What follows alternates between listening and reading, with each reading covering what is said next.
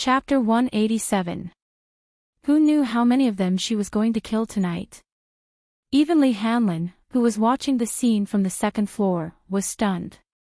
Yun Tianyu stepped on his foot and said coldly, "Agent Li, have you forgotten what I told you?" "No." Li Hanlin reacted at once. Perhaps he was too shocked, he was so agitated that he almost dropped his expensive SLR camera on the floor. He broke out in a cold sweat. "Calm down." Yu looked at him speechlessly, as if mocking him for being inexperienced. "Director Yun, oh my God. Madam Yun is so beautiful that time seems to have stopped." Li Hanlin was deeply shocked by this beauty. He quickly raised his camera and still did not forget to exclaim, "The creator is so amazing, so beautiful. So beautiful. Of course. My mommy is a fairy who has descended to earth." Yu smiled knowingly as he looked at his mommy affectionately. His eyes were filled with tenderness and warmth. "Sister Jingtian, isn't that Yun Shishir? Oh my God. She's so beautiful in her gown." Tang Yu, who was at the VIP table, exclaimed when she saw Yun Shishir. She nudged Lu Jingtian, who was toasting with others, in disbelief. The latter turned around unhappily and coldly said, "What's with the noise? Are you inexperienced? Seriously? Do you still remember her? She's the newbie that Director Lin has been grooming recently. The necklace on her neck is so beautiful. It's actually a pigeon's blood ruby." Lu Jingtian's heart skipped a beat. She followed Tang Yu's line of sight and was shocked, too. That necklace looks so familiar.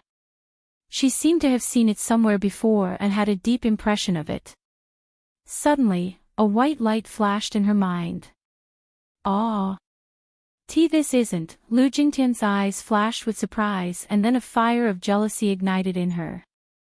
That necklace was a one-of-a-kind item in the world. She had only seen it on Brother Mu's wrist before. She heard that this necklace meant a lot to him and was regarded as his life. She was very fond of this necklace at first, so she begged him to let her have it. However, she accidentally angered him. At this point, she no longer dared to covet this necklace too much.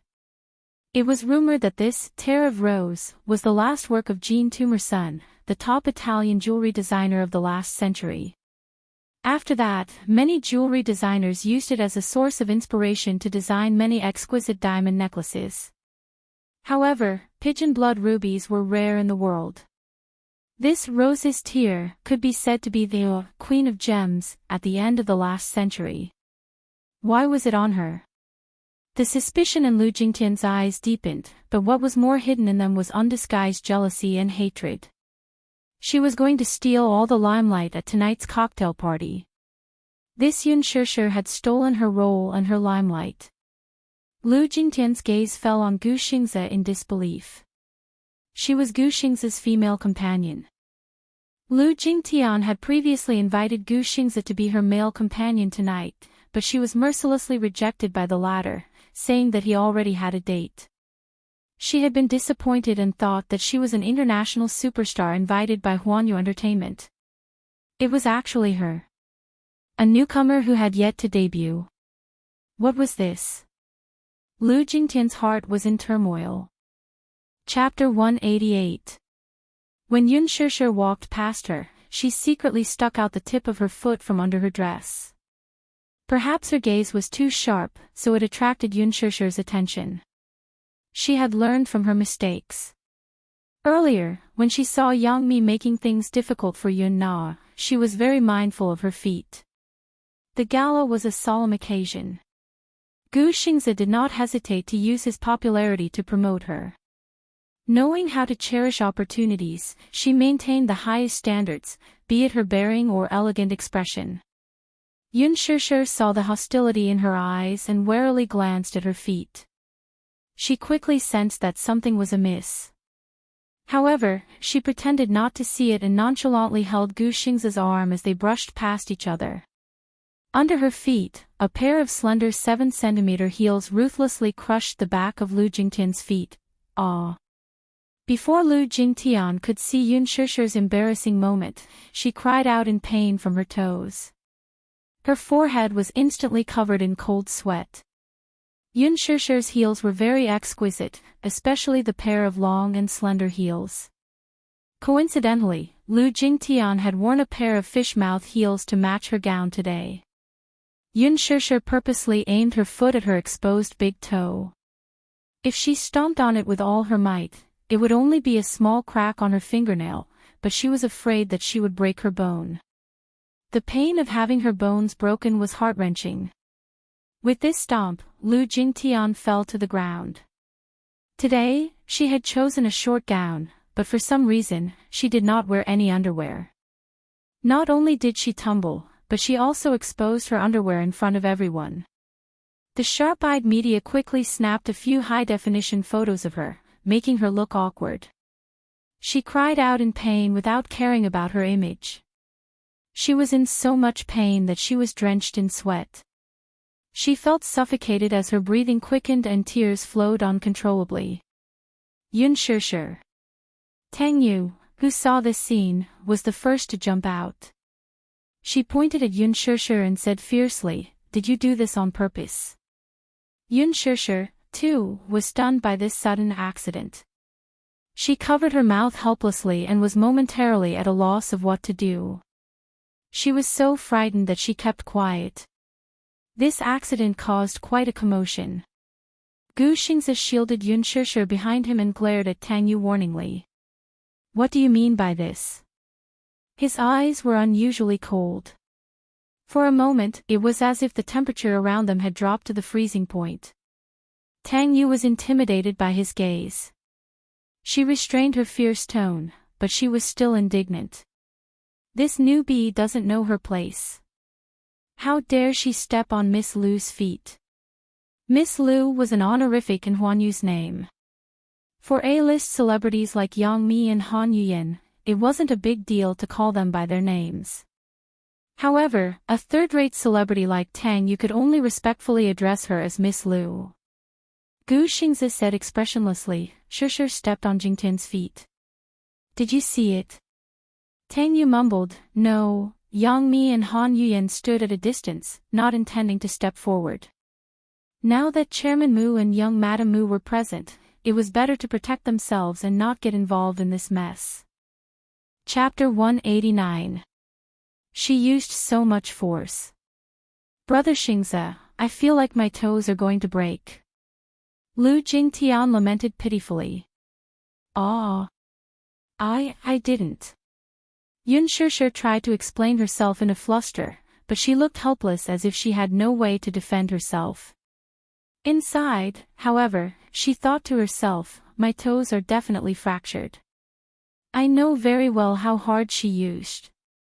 Even though I've always been compromising, it's all for Yu's sake. I'm not a pushover, I won't reject anyone who wants to bully me." She could vaguely tell that Lu Jingtian was not someone to be trifled with, but who asked her to be the one to trip her up first? She was merely giving her a taste of her own medicine, so it was not overboard. She could offend anyone she wanted. She had offended so many people today, and she was not one of them. Gu Xingzi knitted his brows. He had a close relationship with Lu Jingtian, but she was used to acting coquettishly, so her words were often exaggerated. Gu Xingzi naturally did not believe her easily, so he only said, "I'll get someone to send you to the infirmary right away." "Brother Xingzi, why are you so biased toward her? That little b** tch clearly stepped on me on purpose." Mu Yazhou looked in Yun Shusher's direction with a deep frown.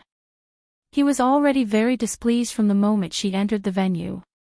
He originally thought that this woman was tactful enough, but he did not expect her to appear together with Gu Xingzi. At this moment, Xiao Yichen, who was standing beside him, also had a gloomy look on his face. The spot where Lu Jingtian fell was not far from where he was standing. From the moment Yun Shusher entered the venue, Xiao Yichen's entire attention was on him. The only thing the father and son had in common was that Xiao Yichen was equally unhappy with such a beautiful sister holding another man's arm. What happened next, though, was inconceivable to him despite his young age. Lu Jingtian actually stretched out her leg to trip him. He saw it clearly, but it was too late for him to stop her. He did not expect things to develop in an unexpected direction, though, naturally, the people on the second floor could clearly see the chaos that had occurred. Yun Tianyu only heard Lu Jingtian's unreasonable crying and accusations. It was clear that she wanted to put Yun Shishir in a disadvantageous position. His face turned red with anger. How dare you bully my mommy? Agent Li, what is this woman's name? Agent Li said bitterly, I don't know. You. Didn't you do your homework before coming here? The female celebrities I like aren't from Huanyu. Li Hanlin said innocently with a pitiful look on his face. But President Yun, I will investigate this matter thoroughly after the party ends. Yun Tianyu leaned on the railing and looked around for a while before anxiously saying, No, I want to go down. Li Hanlin, on the other hand, quickly picked him up. Director Yun, stop messing around. You can't go now. Your identity cannot be exposed for the time being. No, this pretty sister didn't step on you. Just as Yun Tianyu was worrying, a tender voice came from downstairs. With a dark face, he looked in the direction of the voice and saw Xiao Yichen unhappily saying, This pretty sister was walking fine, but you stretched out your leg to trip her. It's your fault. Yun Tianyu's face darkened when he heard this. Pretty sister. This little brat actually called his biological mommy, pretty sister? Yun Tianyu, who had always been calm and collected, twitched his mouth violently and became flustered in the wind. Chapter 190. This little brat actually called his biological mommy pretty sister? Yun Tianyu, who had always been calm and collected, twitched his mouth violently and became flustered in the wind. Then, based on this logic, what should this little lad call him? In his mind, he could not help but picture little Li Chen standing in front of him, bashful and childish as he called out to him, Uncle. Yun Tianyu felt as if he had been struck by a landmine. Why was his brother so stupid? He really despised him. Compared to Xiao Yichen, he despised Mu Yaja even more. They had the same genes, so why was his brother's IQ worrying? In a way, Yun Tianyu could be said to be the high IQ pillar of the family of four, holding up the average IQ. His thoughts paused for a moment and he harshly reprimanded himself for letting his imagination run wild. What family of four? He did not acknowledge his father and brother. His family only had his mommy in him. The rest did not count. Lu Jingtian was caught off guard by Xiao Yichen's words. Her face darkened and she was embarrassed. She even forgot to cry and could only laugh awkwardly. Deep down, she hated this child, who had appeared out of nowhere, to the core. If it were any other child, she would have long flared up. Alas, the one standing before her was Mu Yichen, the young master of the Mu group. Standing behind him was her beloved, Mu Yaja. No matter what, she had to be gentler to this child. The Mu family's love for this child was self-evident. What if she had to get along with him after marrying into the Mu family? She had to make this child like her, lest he become an obstacle to her marrying into the Mu family. She could only bear with the pain and smilingly said, Baby Xiao Yichen, you must have seen wrongly. How could I do such a despicable thing? Xiao Yichen looked at her with disdain and complained in his childish voice, Daddy taught me since I was young that a man should be upright and take responsibility for his words. I'm not lying, it's clearly you who stretched out your leg to trip this pretty sister. Yun Tianyu almost fell to the ground. This child looked cold on the surface, but when he spoke, it was as if he was in kindergarten. He thought that he had also inherited excellent genes and was as smart as him. He covered his face silently. Li Hanlin nodded. That's right. That's more like a 6-year-old kid. President Yun, your IQ and EQ are already heaven-defying. Xiao Yichen's words stirred up a commotion among the guests. Children's words are never fake. Moreover, for a prestigious family like the Mu Group, their upbringing must be very strict. Young Master Mu would never lie. That's right. I also think that Lu Jingtian is targeting Yun Shishir. It's inevitable for women to be jealous. Yun Shishir is so glamorous tonight. She must have stolen the limelight from many people. Some people have been unhappy for a long time. They must want to see her embarrassed. Newcomers are always oppressed, especially newcomers like Yun Shishir who haven't debuted yet. It's natural for her to be ostracized. I really feel sorry for her. Lu Jingtian was on the verge of tears. I didn't. Chapter 191. Xiao Yichen suddenly pointed at the camera at the side. I see that this camera is facing you. Play the video back, and the truth will be revealed. With that, the little lad mysteriously pointed at Lu Jingtian and pretended to be cool. There is only one truth.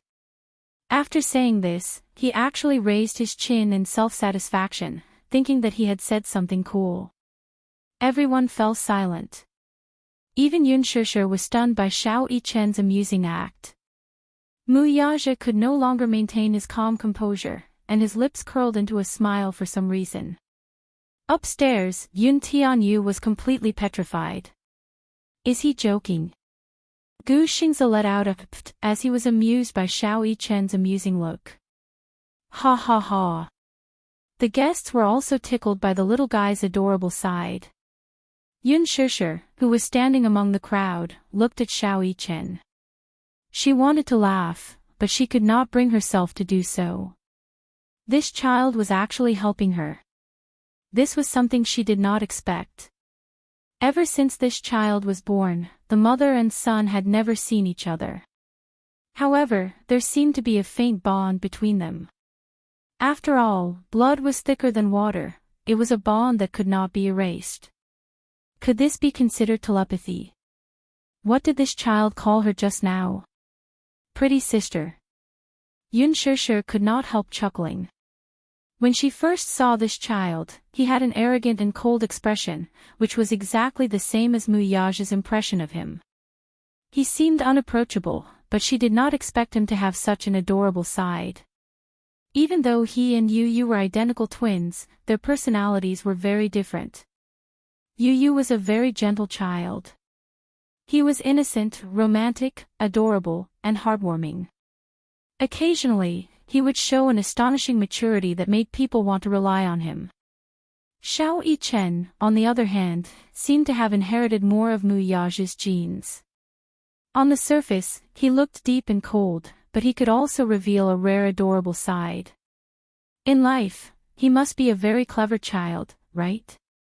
She had missed 6 years of his life, which was one of her biggest regrets. For a moment, the awkward atmosphere was diluted.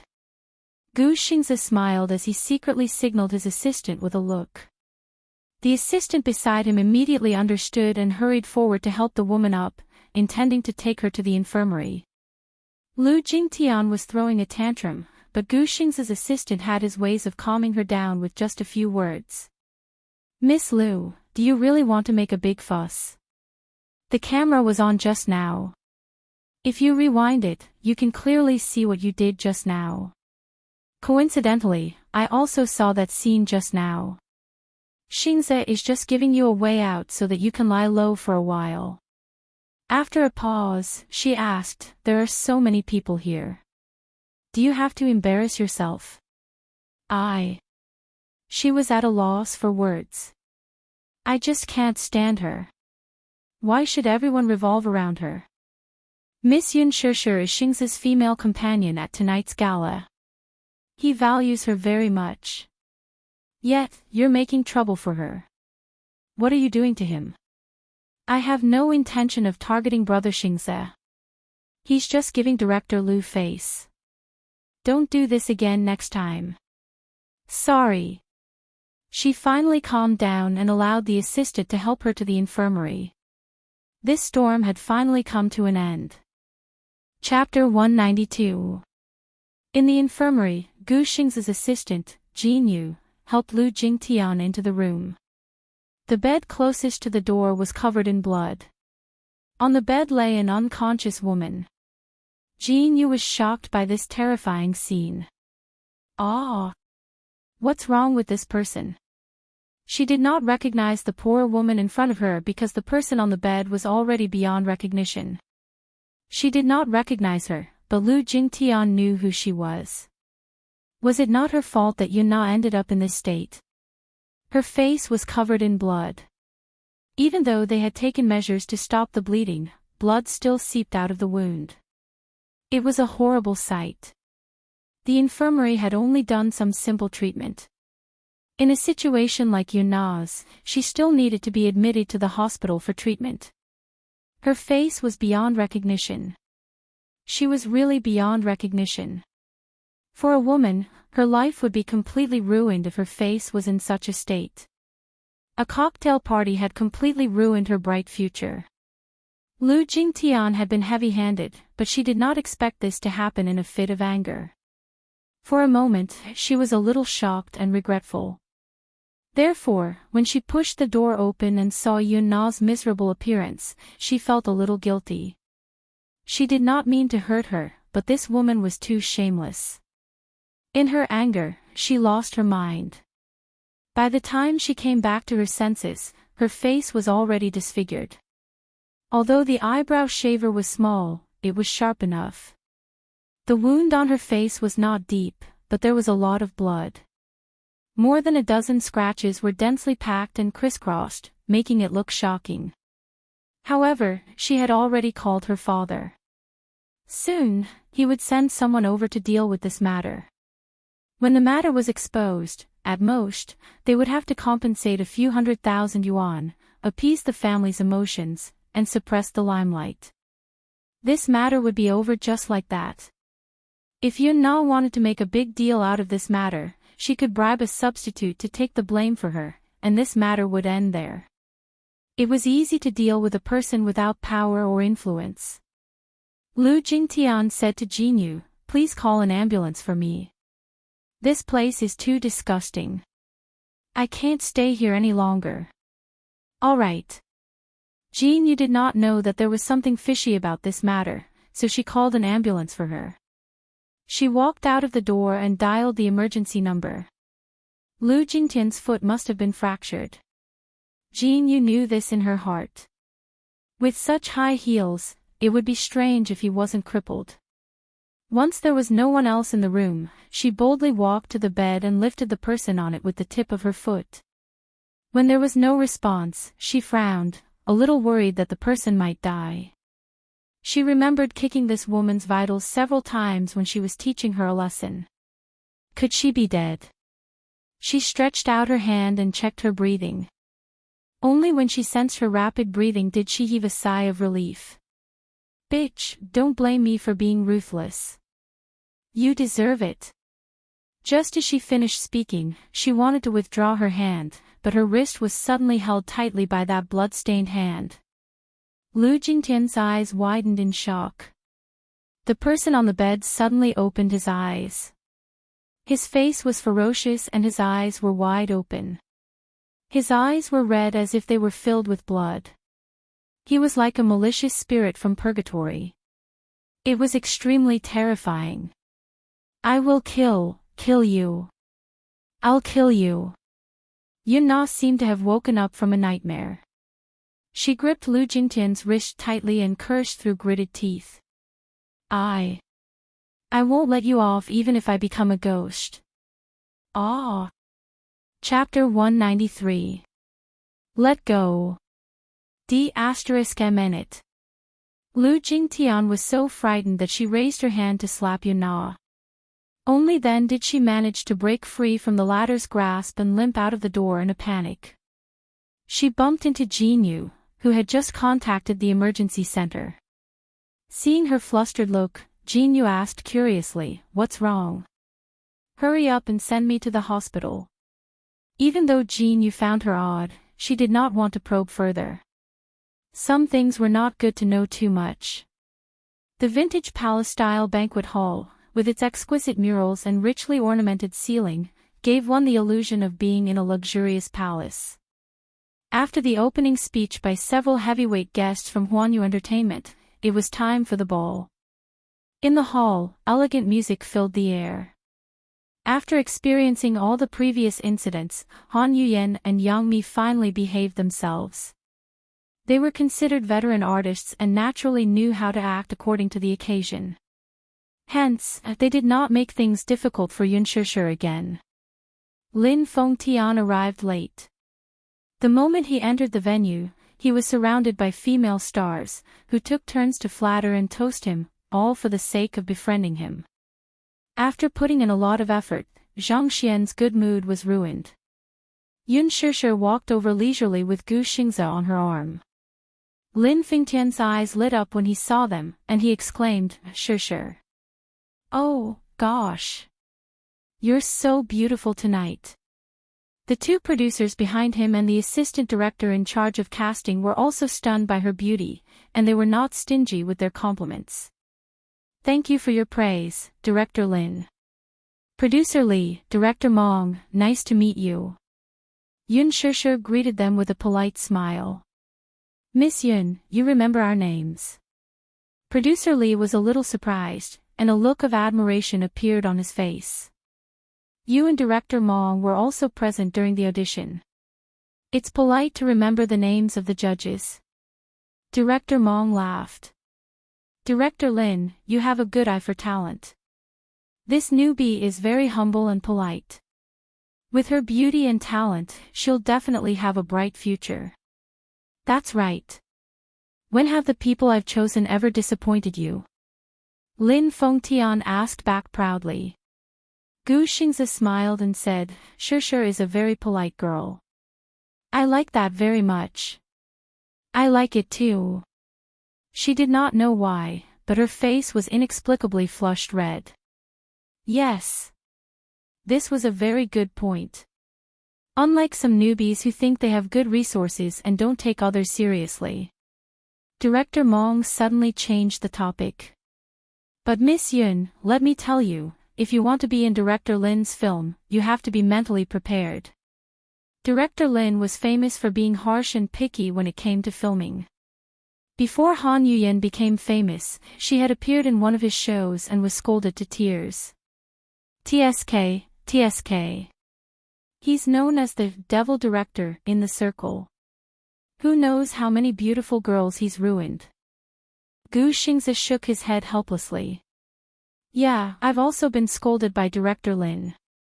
"Ha!" Yun Shishir was shocked. "Xingze, your acting has always been good." Gu Xingze pursed his lips and smiled without saying a word. Director Mong laughed and said, "Xingze had just debuted not long ago. When he appeared in Director Lin's show, he was also scolded badly because of one look." Lin Fengtian snorted coldly. "Xingze is so popular now. Doesn't he have to thank me for recognizing his talent?" Chapter 194.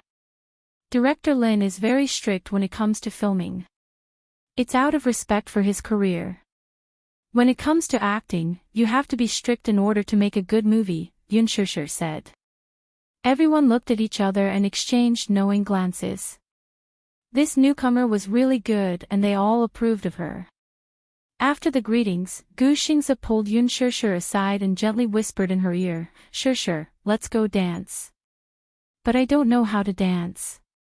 "If I don't dance well, it'll be embarrassing."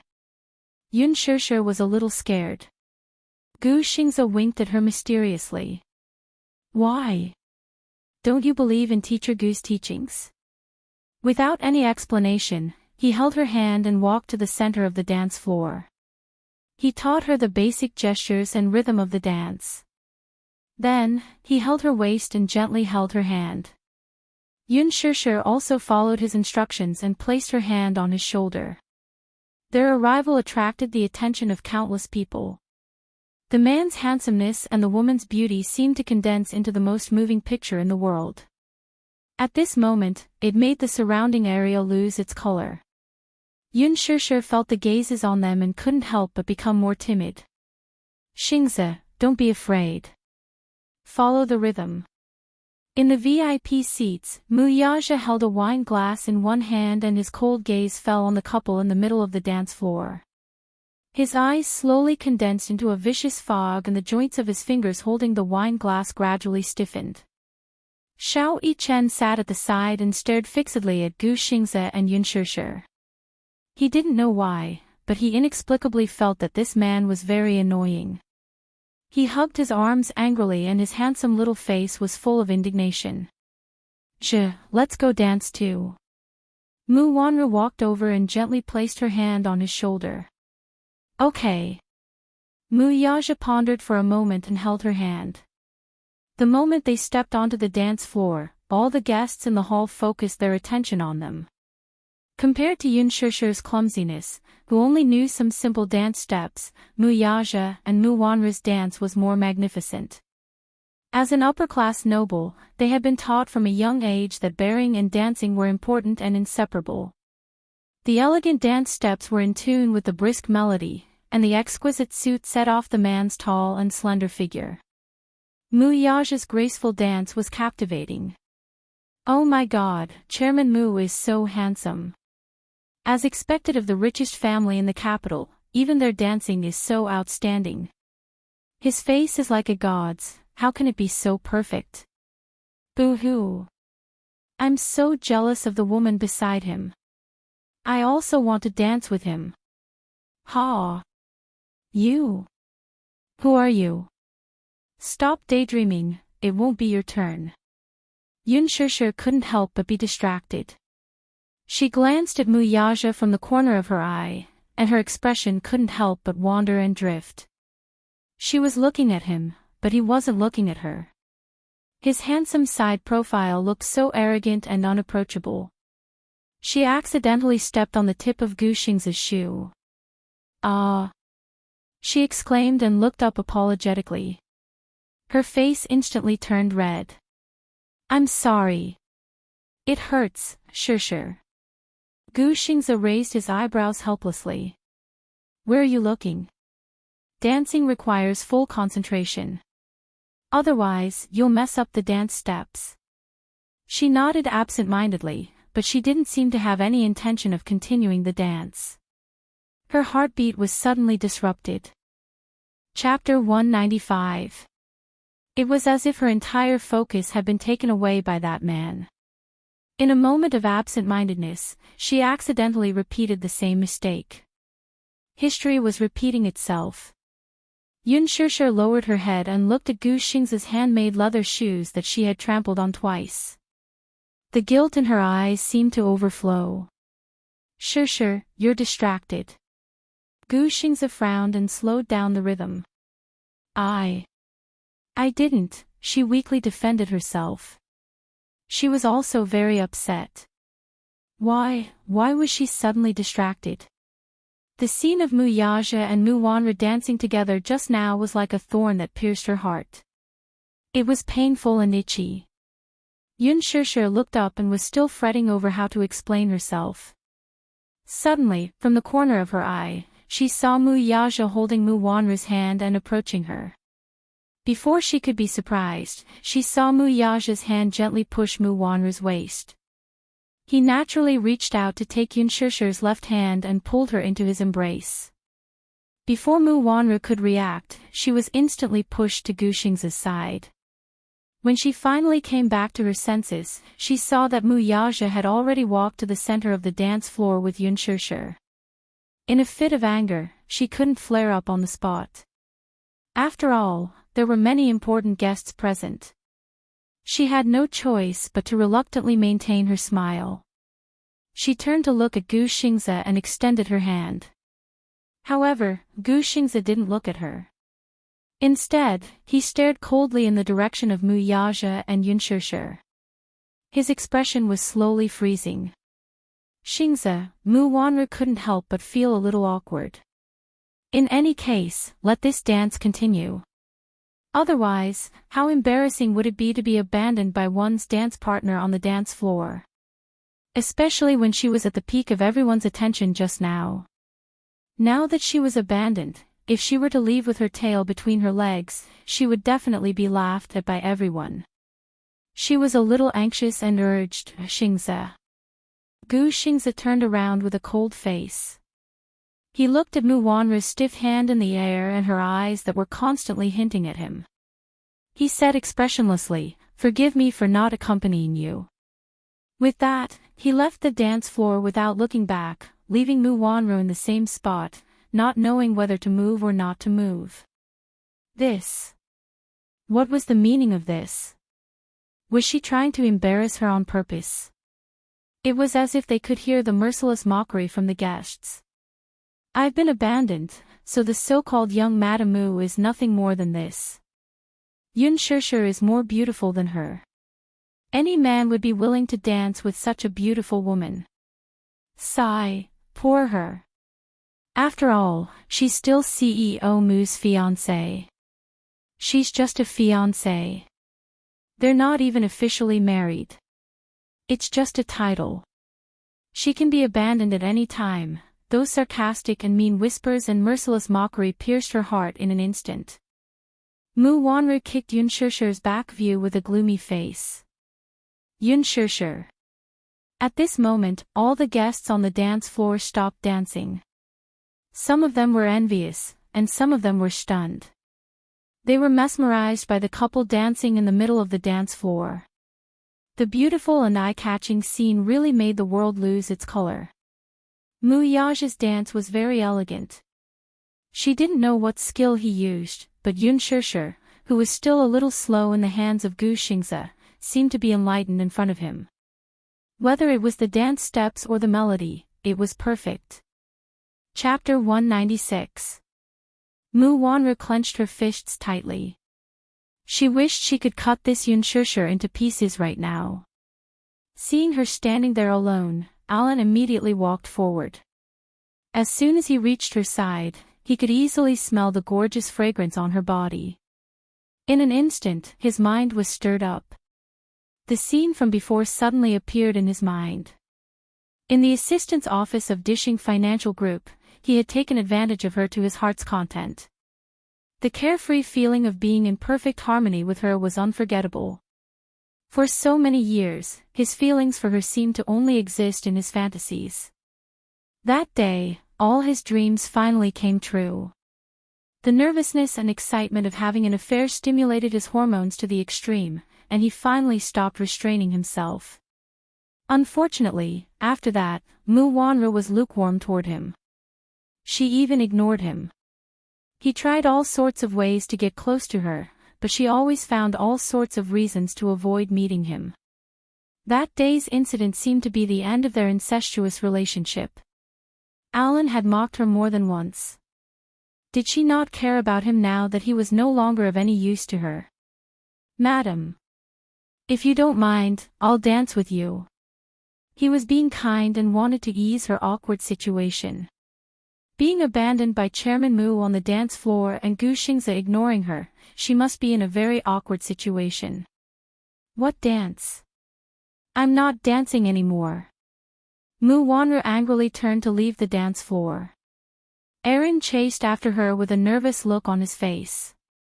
"Don't follow me," she said angrily, driving him away mercilessly. "Madam," Mu Wanru walked to a secluded corner and suddenly turned around to glare at him. "Go away, don't bother me." "Wanru." Alan mustered up his courage and grabbed her wrist in a corner of the corridor. He did not let go. Mu Wanru was slightly taken aback by his overly intimate form of address. Her heart skipped a beat before she reacted and turned around to give him a slap. Slap. It was a crisp and clear sound. "Why are you calling my name? Are you afraid that others can't hear you? Aren't you afraid of gossip?" Alan said confidently, "I'm not afraid. I'm afraid." Mu Wanru tried her best to suppress her anger and pretended to be calm. "Alan, you have to know who you are. I'm still Chairman Mu's fiancé, and you're my fiancé's assistant. Please show some respect." Ellen stared at her, but he didn't say anything for a long time. His eyes were burning. Let go. You. Let go of me. Mu Wanru panicked. She reached out her hand to break free. Her face was filled with anger. What do you want? Ellen said with a lonely expression, are you going to cut ties with me now? What do you take me for? As if struck by lightning, Mu Wanru immediately requested, that matter, please forget about it. Forget? It clearly happened, so how could I pretend to have lost my memory? Wanru, you enjoyed it that day too, didn't you? You're not pretending, are you? You want me too, don't you? Alan asked again and again. His explicit words made Mu Wanru's heart jump. Stop talking. She wanted to give him another slap until he woke up. Although she was Mu Yaja's fiancée, it was only in name. Not to mention bed matters, even basic intimacy was very rare. She was also a woman. Naturally, she also had needs and needs to vent in terms of men and women. That day, she really enjoyed it. It was a pleasure that she had not tasted for many years. It made her body and mind sink. Chapter 197. After he confirmed the destruction of Yun Shishir and Yun Tinyo's information, she gave him the cold shoulder and avoided him, pretending that the incident that day did not exist. He asked bitterly, are you abandoning me now that I'm no longer of any use to you? Or is it that my feelings aren't firm enough and you don't believe me? Shut up. Mu Wanru said helplessly, I can't leave him, just give up. There's no possibility between us. Their relationship was nothing more than a love that could not see the light of day. Although it had already sprouted, she wanted to strangle it in the cradle. Wanru, I've never asked for a status. I only want to be with you. Even if it can't see the light of day, I'm not afraid. It's not like you haven't seen Mu Yaja's methods. Are you really willing to betray him for me? Mu Wanru's expression changed. She had clearly thought of something. This errand was still useful to her. She might as well make use of him a few more times. Yun Shishir had not been completely eradicated yet, and she was lacking manpower. Alan confessed affectionately. For you, I'm willing to climb a mountain of swords and plunge into a sea of fire. Even if I have to tread on fire, I'm willing to do so. Really? Mu Wanru's eyes flashed. She gave a sinister smile and pretended to be weak. Are you really willing to do anything for me? Yes. Yes. He nodded heavily. That's great. Mu Wanru said hatefully, Yun Shishir has always been a thorn in my side. Get rid of her for me, I want her to be utterly ruined. Blood flashed in his eyes. He looked like a servant bewitched by a demoness. Even if there was a bottomless abyss in front of him, he would not hesitate to risk his life for her. Wanru, what should I do? What do you want me to do?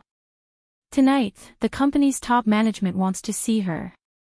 Help me send this woman to Director Lee's bed. Remember, you must do it flawlessly and cleanly. Aaron nodded heavily, his eyes showing determination. I'll make sure she has no chance to rise again. Mu Wanru said fiercely. She then smiled charmingly and pushed open the door of a suite. Leaning against the door, she hooked her finger at him.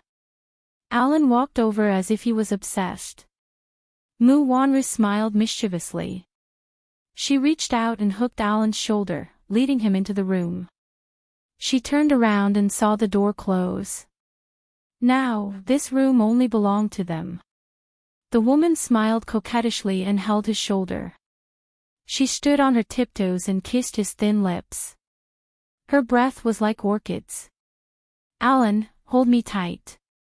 Quick, she seemed a little impatient. Mu Yaja had never laid a finger on her. She had even suspected that he had some kind of hidden disease in that area. It wasn't until 6 years ago when that woman became pregnant with his child that she understood that he just didn't want to touch her. He must not have been mentally prepared, right? Wanra was not willing to give up. She swore that she would win his heart sooner or later. She was determined to win this smokeless war between the rich and powerful. Under her encouragement, Alan became excited. It turned out that she really had him in her heart. She must have some feelings for him. Otherwise, there wouldn't be a second time. The two of them were completely immersed in a happy world. Outside the door, a man in a suit pressed the stop button on the recording pen in his hand when he heard a soft gasp coming from inside the room. He pushed the frame of his glasses up his nose. His handsome face was full of disgust and contempt. Boss is right. This Alan has long been rebellious. He played with the recording pen in his hand and sneered. Good evidence. Chapter 198. The music didn't stop in the middle of the dance floor. Yaja held Yun Shusher's hand and danced to the elegant melody. His soul-stirring eyes were on her shy face and there was a hint of playfulness in his eyes. She had been lowering her head from the beginning. Yun Shusher still couldn't forget what that man had done to her, so she was a bit absent-minded and didn't dare look up at his face. On the other hand, he always had an elegant and calm demeanor. His nonchalant expression made it seem as if everything was under his control. His desire to control was really strong, especially. Yun Shusher's face turned even redder at the thought of that charming scene. She gritted her teeth and wanted to shake his hand off and run away from him. He would always appear in her world without any explanation, provoking her and disturbing her mind. Then, with a leisurely attitude, he would wantonly enjoy her helplessness and panic. How could this man be so evil? She couldn't help being absent-minded and making mistakes in her dance steps. Yaja lowered his head to look at her and lightly commented, "Miss Yun, your dancing is too stiff." Yun Shusher bit her lips and said, "I don't know how to dance. I only know some simple dance steps. You can laugh at me all you want." Yaja raised a brow as his thin lips curled into a slight curve. "You're really covered in thorns. There's no soft spot on you. You're like a hedgehog." "I'm a hedgehog," Yun Shusher said. "I'm fully armed to protect myself." Protecting herself would also hurt the person who really wanted to love her. The man looked at her. She seemed to have restrained her sharpness, but her eyes were staring at him warily, as if she was alert that he was doing something bad to her so she could fight back immediately. She was really like a little mommy covered in injuries, always staring at anyone who wanted to get close to her. Her eyes were filled with uneasiness, bewilderment, and wariness. A woman who was both stubborn and fragile at the same time. What a contradiction. Relax and follow the rhythm. Dancing is easy. On the second floor, Yun Tianyu was so angry that he stomped Li Hanlin's foot when he saw this scene. The latter picked him up with a bitter face and said aggrievedly, "Director Yun, you can't just stomp on me to vent your anger. This man is obviously wooing my mommy. I won't allow it, I won't allow it." He wanted to stop this man. His mommy was his and his alone. How could he allow anyone to barge into their world and call himself king? Usually, Yun Tianyu was unruffled as if everything was under his control. However, when it came to his mommy, he always lost control.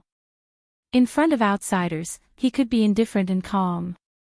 However, in front of Yun Shusher, he was just a little lad who had yet to grow up and was only willing to be his mommy's warm little jacket.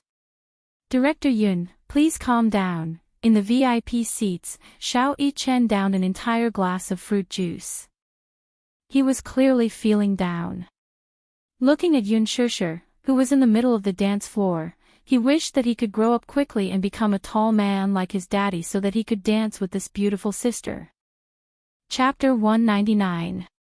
His thoughts seemed to be drawn as those fragmented dreams flashed in his mind.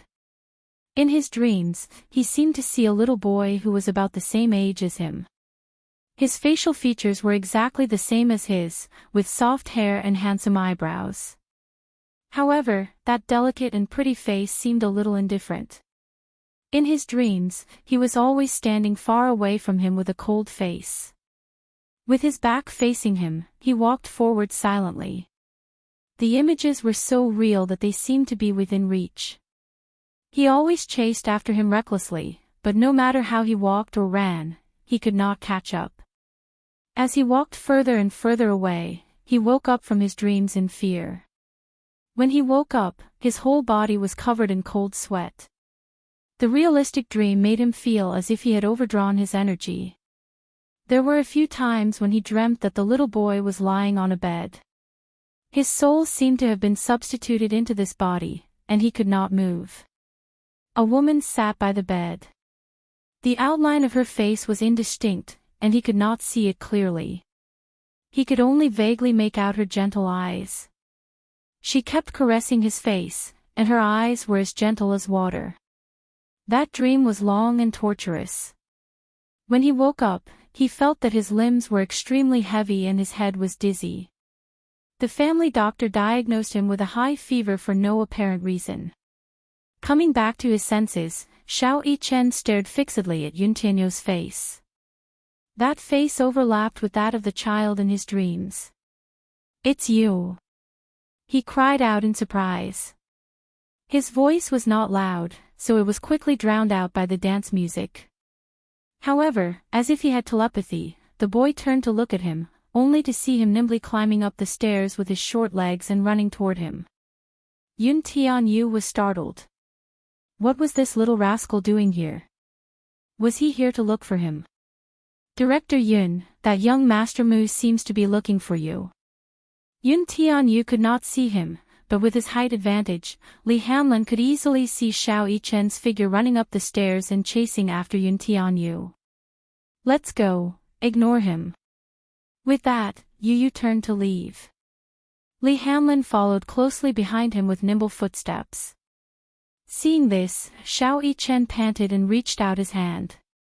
Don't run." Why was he running? He was not a ghost. Was he avoiding him? Xiao Yichen stomped his feet in dissatisfaction and continued chasing after Yu. Yu had amazing stamina, but when he turned back and saw Xiao Yichen catching up to him, his expression changed. "Short legs, you run pretty fast." Li Hanlin held his little hand and said helplessly, "Why must we run, President Yun?" "I don't want to see him," Yun Tianyu replied snappily. "I don't want to acknowledge him as my brother." "How stupid. I find. L." Li Hanlin broke out in a cold sweat and didn't say anything else. Yun Tianyu did not sleep well last night, so he was panting from running. He suddenly said, "Agent Li, carry me." Hearing this, Li Hanlin bent over and lifted him over his head. Yun Tianyu naturally sat on his shoulders, grabbed his ears, and ordered seriously, "Run faster and shake him off." Li Hanlin had the height advantage, after all. Every step he took with his long legs was equivalent to Xiao Yichen taking 3 steps. In less than 10 seconds, he had shaken him off. Xiao Yichen stood on the spot with a gloomy face. Panting, he put his hands on his waist and stomped his feet angrily. "Ugh! I lost him. Who was that little boy?" Chapter 200. "Boss, I've done as you instructed." In the VIP seats, a man in a suit stood respectfully beside Mu Yaja and handed him an exquisite recording pen. He cocked a brow and glanced at the man from the corner of his eyes. "Which room is it?" 208. "Ha." Mu Yaja kept the recording pen in his suit pocket as his thin lips curled into a cold smile. "This small fish has taken the bait, but the big fish hasn't made a move yet." He picked up a glass of wine and swirled the scarlet liquid in it. His voice was languid and deep. "This big fish has been waiting for a few years. It's about time for it to come out of the water, right?" The man nodded. "Now that the people in the conglomerate are unpredictable, the board of directors is, Chairman Mu." A crisp voice interrupted the man's words.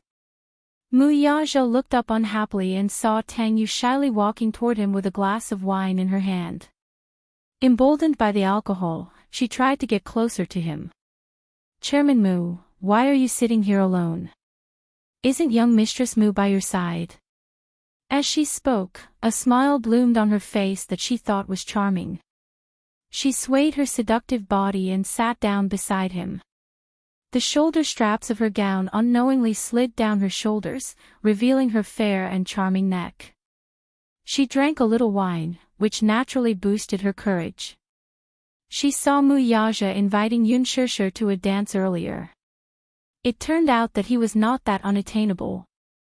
If Yun Shishir could be his dance partner, there were naturally women who could be his bed partner, too.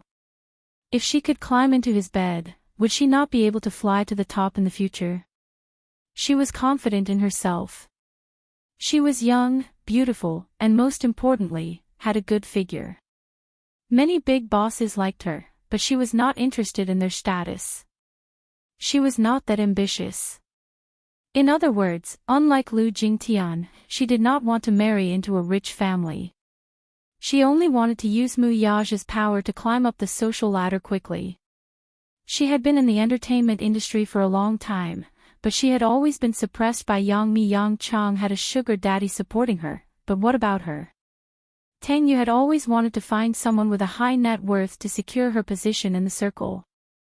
Therefore, she targeted Mu Yaja. Tang Yu sat down beside him as if there was no one else around. Now that Mu Wanru was not around, she was even more relaxed. Her every movement was full of charm. Chairman Mu, is no one drinking with you? Mu Yaja looked at her, his thin lips pursed and his face expressionless. The man beside her wanted to chase her away, but Mu Yaja raised his hand to stop him. The man was slightly surprised. Seeing this, Tang Yu was overjoyed. This meant, could it be that Mu Yaja was interested in her? Thinking of this possibility, Tang Yu couldn't wait to hug him passionately. Chairman Mu, why aren't you saying anything? How about I have a drink with you? Her coquettish words gave people goosebumps all over. Alas, Mu Yaja was very calm. He flirted with her hair and played with it with his fingers. Is there anyone booking you tonight? No. Chairman Mu, do you mean? Her heart thumped wildly, and she was extremely nervous. Looking at him up close, she was surprised to find him so handsome. She was over the moon at the thought of this man being interested in her. Mu Yaja smiled. Accompany me tonight, then. Chapter 201. Unknowingly, half of the banquet was already over. The media had already cleared the venue, and the reporters had all gone home to prepare tomorrow's headlines. At this moment, the entire venue seemed to have shed its dignified disguise, as if a mask had been removed, revealing the drunken state of the party. It was as if the real cocktail party had just begun, and the real theme had officially begun. There was no lack of powerful and influential people attending this cocktail party. With the help of the alcohol, they all began to search for prey on the scene. At this moment, many female artistes who could not hold their liquor were already tipsy. There was no room for discussion. As long as they picked someone, they would immediately take them away. Many newcomers were ignorant of the ways of the world. After drinking a few glasses of specially prepared wine, they were completely drunk. Yang Mi was also drunk. She leaned against Li Jiuxian, and their faces were very close to each other. Without the presence of the media, she was much bolder. She intimately hugged Li Jiuxian's shoulder and whispered into his ear.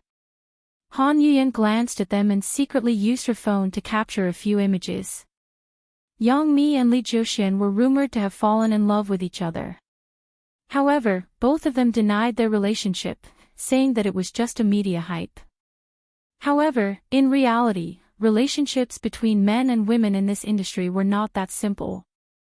There were many who were too immersed in their roles and turned the fake into reality. However, if Yang Mi admitted her relationship, it would be a huge blow to her popularity. She was not stupid. She was just using Li Jiuxian's great momentum to hype herself up. In a quiet VIP area, Yun Shishir leaned on the sofa. Her entire vision was a little blurry. She did not drink much tonight, but her alcohol tolerance was shockingly low. After taking a sip, her entire face flushed red. After drinking a glass, her vision was spinning. When she came down from the dance floor, Lin Fengtian led a few investors over to her and asked her to propose a toast. Yun Shishir did not dare to refuse. She naturally trusted Lin Fengtian's character. Hence, she did not drink a glass of wine. It was just a glass, but she was already swaying left and right. When Lin Fengtian saw this, he was so shocked that his face turned pale. He thought that Yun Shishir would be able to drink a little. He did not expect her to be so drunk after just one glass. He quickly helped her to the side and called for Qin Zhou. Qin Zhou was originally drinking for Gu Xingze. Just when he was in full swing, Lin Fengtian ran over and told him that Yun Shishir was drunk. He rolled his eyes. No way. Is her alcohol tolerance that bad? He looked defeated. His life as a manager was really tough. Not only was Gu Xingze not a good drinker, but he also had to help Yun Shishir clean up the mess. He sighed, but there was nothing he could do. Qin Zhou was very fond of Yun Shishir, so he rushed over. Sure enough, she was in a daze. Let's send her back first. Lin Fengtian, who was standing at the side, lost his temper and was speechless. All right, Director Lin, I'll have to trouble you to help me deal with this. Lin Fengtian waved his hand disdainfully at him. Qin Zhou walked out of the hotel with Yun Shishir in his arms. A man who looked like a concierge immediately came forward and said enthusiastically, "Sir, would you like me to arrange a special car for you?" "Yes. Hurry up and arrange a car to send this lady home." Qin Zhou nodded and did not think much of it. The concierge immediately took out his walkie-talkie and seemed to be making arrangements for him. Chapter 202. The car arrived quickly. It was a black Santana. Qin Zhou was about to help Yun Shishir into the car, but he was stopped by the concierge. "What's wrong?" Qin Zhou frowned, feeling that something was amiss. The concierge smiled and said politely, "Sir, let me send this lady to the car. May I ask where she lives?" Qin Zhou glanced at him and smiled playfully. "The service is so good." "Of course." Qin Zhou looked down at the unconscious Yun Shishir in his arms and felt a little worried. If possible, it would be best to send her back personally. He was still a little worried about her. However, the service of the Imperial Palace Hotel was first class. He naturally trusted it and didn't suspect anything. He had seen her resume and knew where she lived, so he gave him the address. "Then you can send her home personally. Golden Star City International Apartment. When you reach the door, please help this lady upstairs." The concierge bowed elegantly. "It's my honor. I will send this lady home safely." Qin Zhou handed her over to him. The concierge helped Yun Shishir into the back seat, closed the door, and sat in the front passenger seat. However, at an angle that Qin Zhou couldn't see clearly, he handed a business card to the driver. "Go here." On the business card, it was West Taihu Villa District, the residence of Huanyu's high-ranking director Li. The latter understood tacitly and naturally understood that the woman sitting in the back row had been chosen by some big shot. The Santana left. Qin Zhou looked at the black car in the distance and felt a little uneasy. He regretted that he should have sent her back personally. However, there were still a few brands waiting for him to negotiate at the banquet. One of the endorsements was the highlight of the night. He must be thinking too much. From the driver to Li Bin, they were all people from the Imperial Palace Hotel. What trouble could there be? Qin Zhou took a deep breath and turned back to the hotel. The black car drove quickly on the road, and the street outside the window flashed by at high speed. It was extremely thrilling. The concierge sitting in the front passenger seat suddenly took out his phone and dialed a number. On the other end, a man's voice came, "How's it going?" "Mr. Allen, Miss Yun Shishir is already in the car. Please don't worry, we will do as you say." Allen warned, "Don't give anything away. Clean it up." "Yes." The concierge hung up the phone and looked at the person in the back seat. He saw Yun Shishir leaning against the car window with her eyebrows knitted. She was obviously uncomfortable.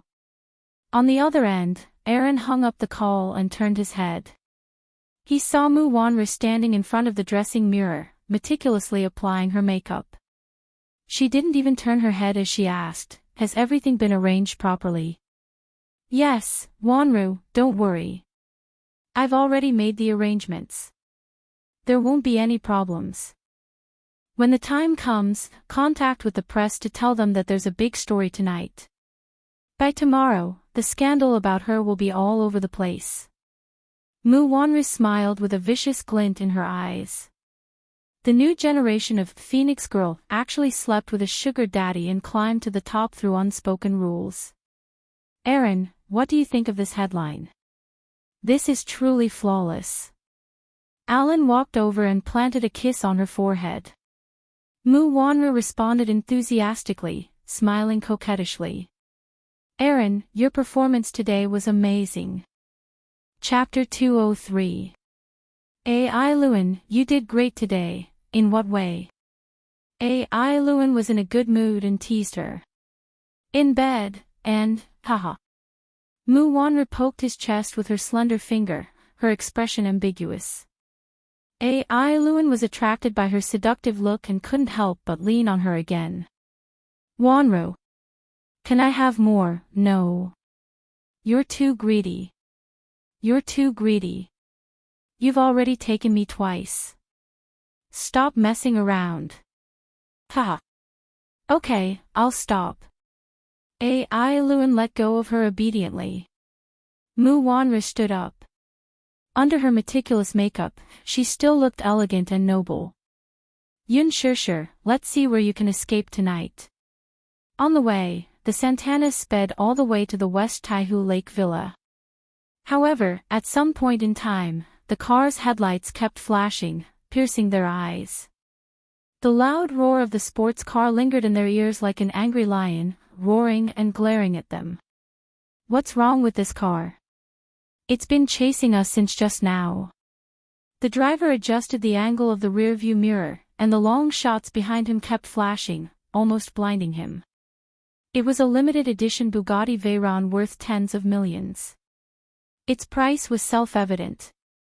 "Don't worry about him. Just drive your car." The concierge didn't care about anything else and ordered the driver to drive. Behind them, the sports car's horn was blaring. Seeing that the Santana didn't show any signs of stopping, the Bugatti Veyron stepped on the accelerator, changed lanes, and overtook the Santana easily. It drifted in front and stopped in the middle of the road, blocking the driver's way. The driver was shocked and quickly stepped on the brakes, stopping a few feet away from the sports car. He was so shocked that he froze in his seat, his forehead covered in cold sweat. The concierge was also shocked. However, before they could react, the car door in front of them opened. A tall man was closing in against the moonlight. The driver was full of questions. "Who's this? Who knows? I don't know him either." Mu Yaja walked to the side of the Santana and looked down at the back seat. Yun Shishir was leaning against the seat in a daze. Her eyes were closed, and her brows were furrowed. She seemed to be enduring the discomfort. He raised his brows elegantly and his thin lips curled into a cold smile. The car window rolled down. The driver stuck his head out and scolded him.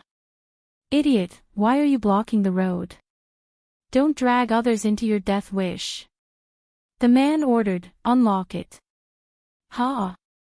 Door, unlock." A stumbling figure came out of the sports car. Tang Yu got out of the car immediately after she got out of the car. She had drunk a lot of alcohol, and the car was speeding along the way. She even ran a few red lights. In order to maintain her image, she did not vomit in the car. What are you doing? It can't be a robbery, right? The driver was terrified.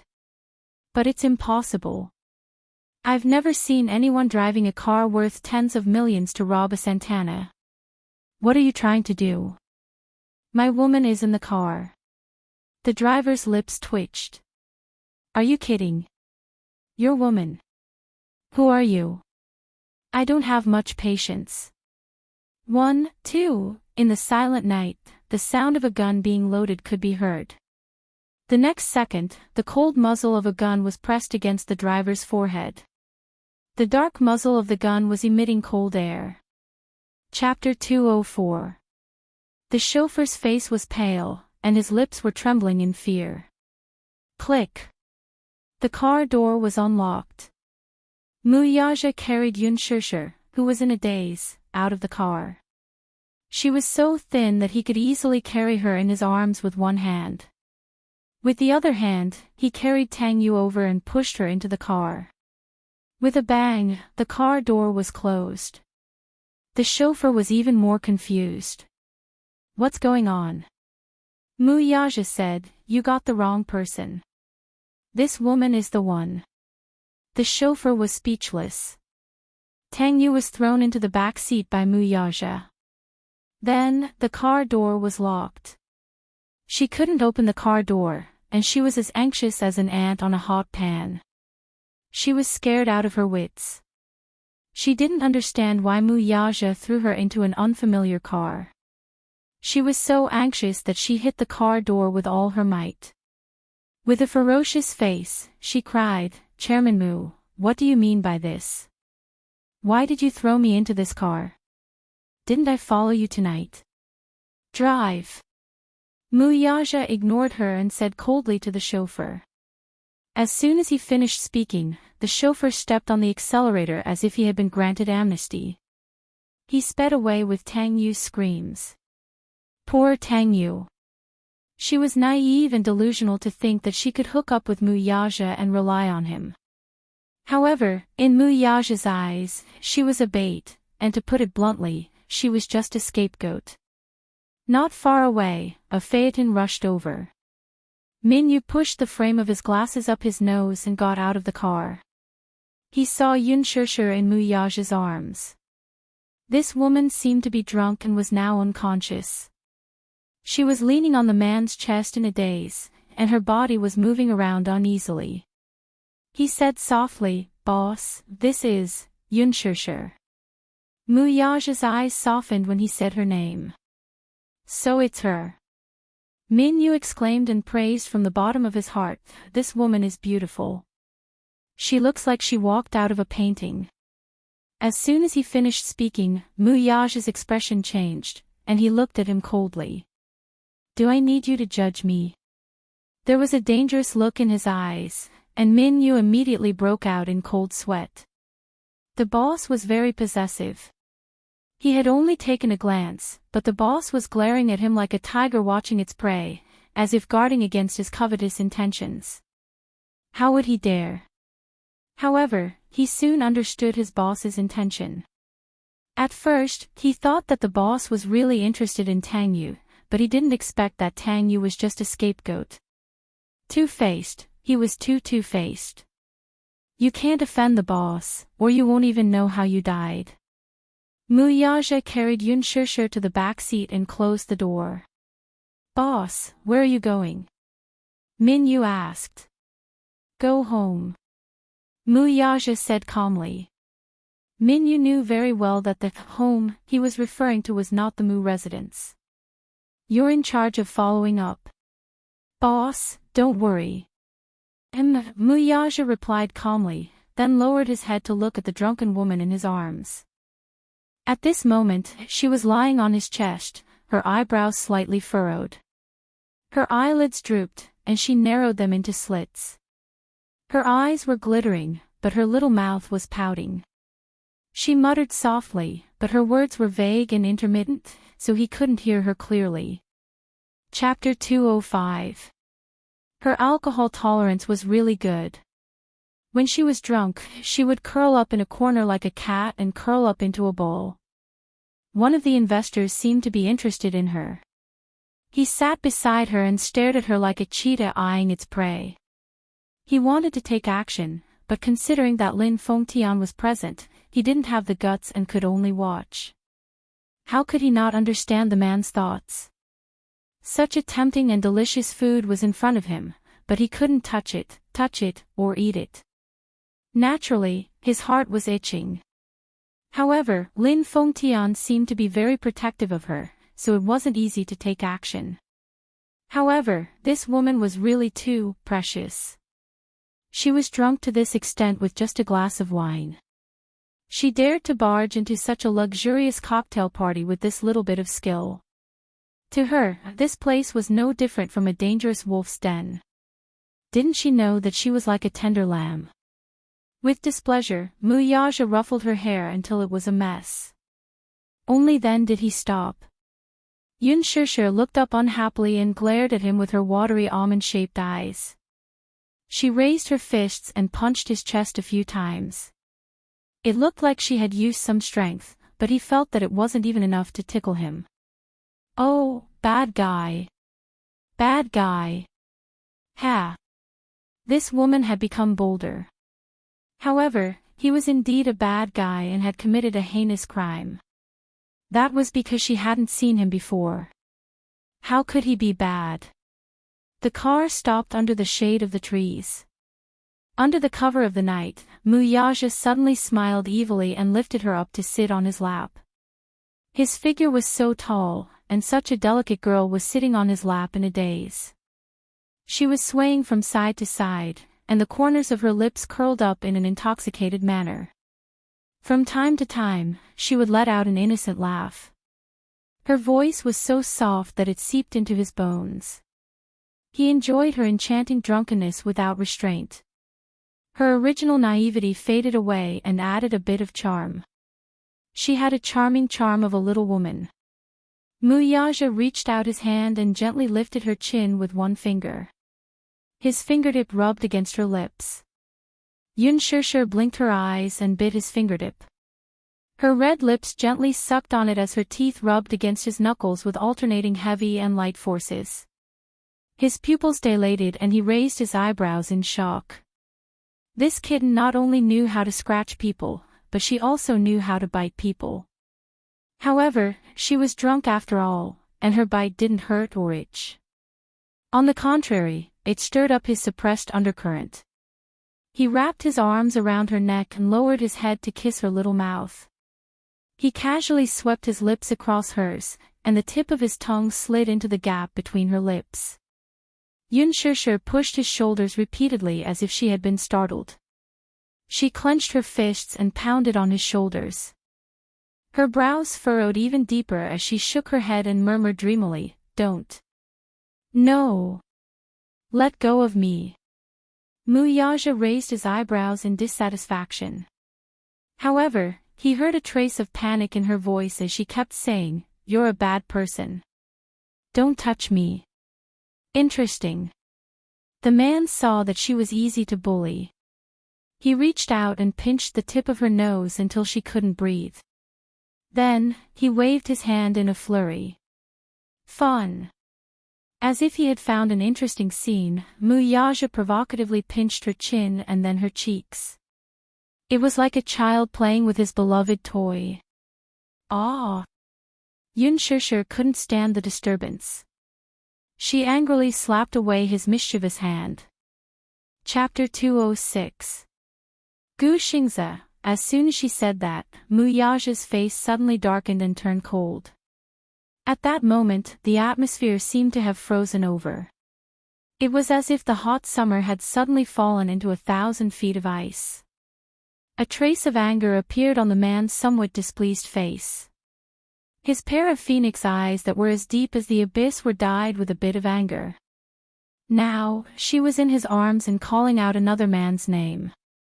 To a proud man like Mu Yaja, this was undoubtedly a disguised provocation. She actually called out another man's name. This stupid woman.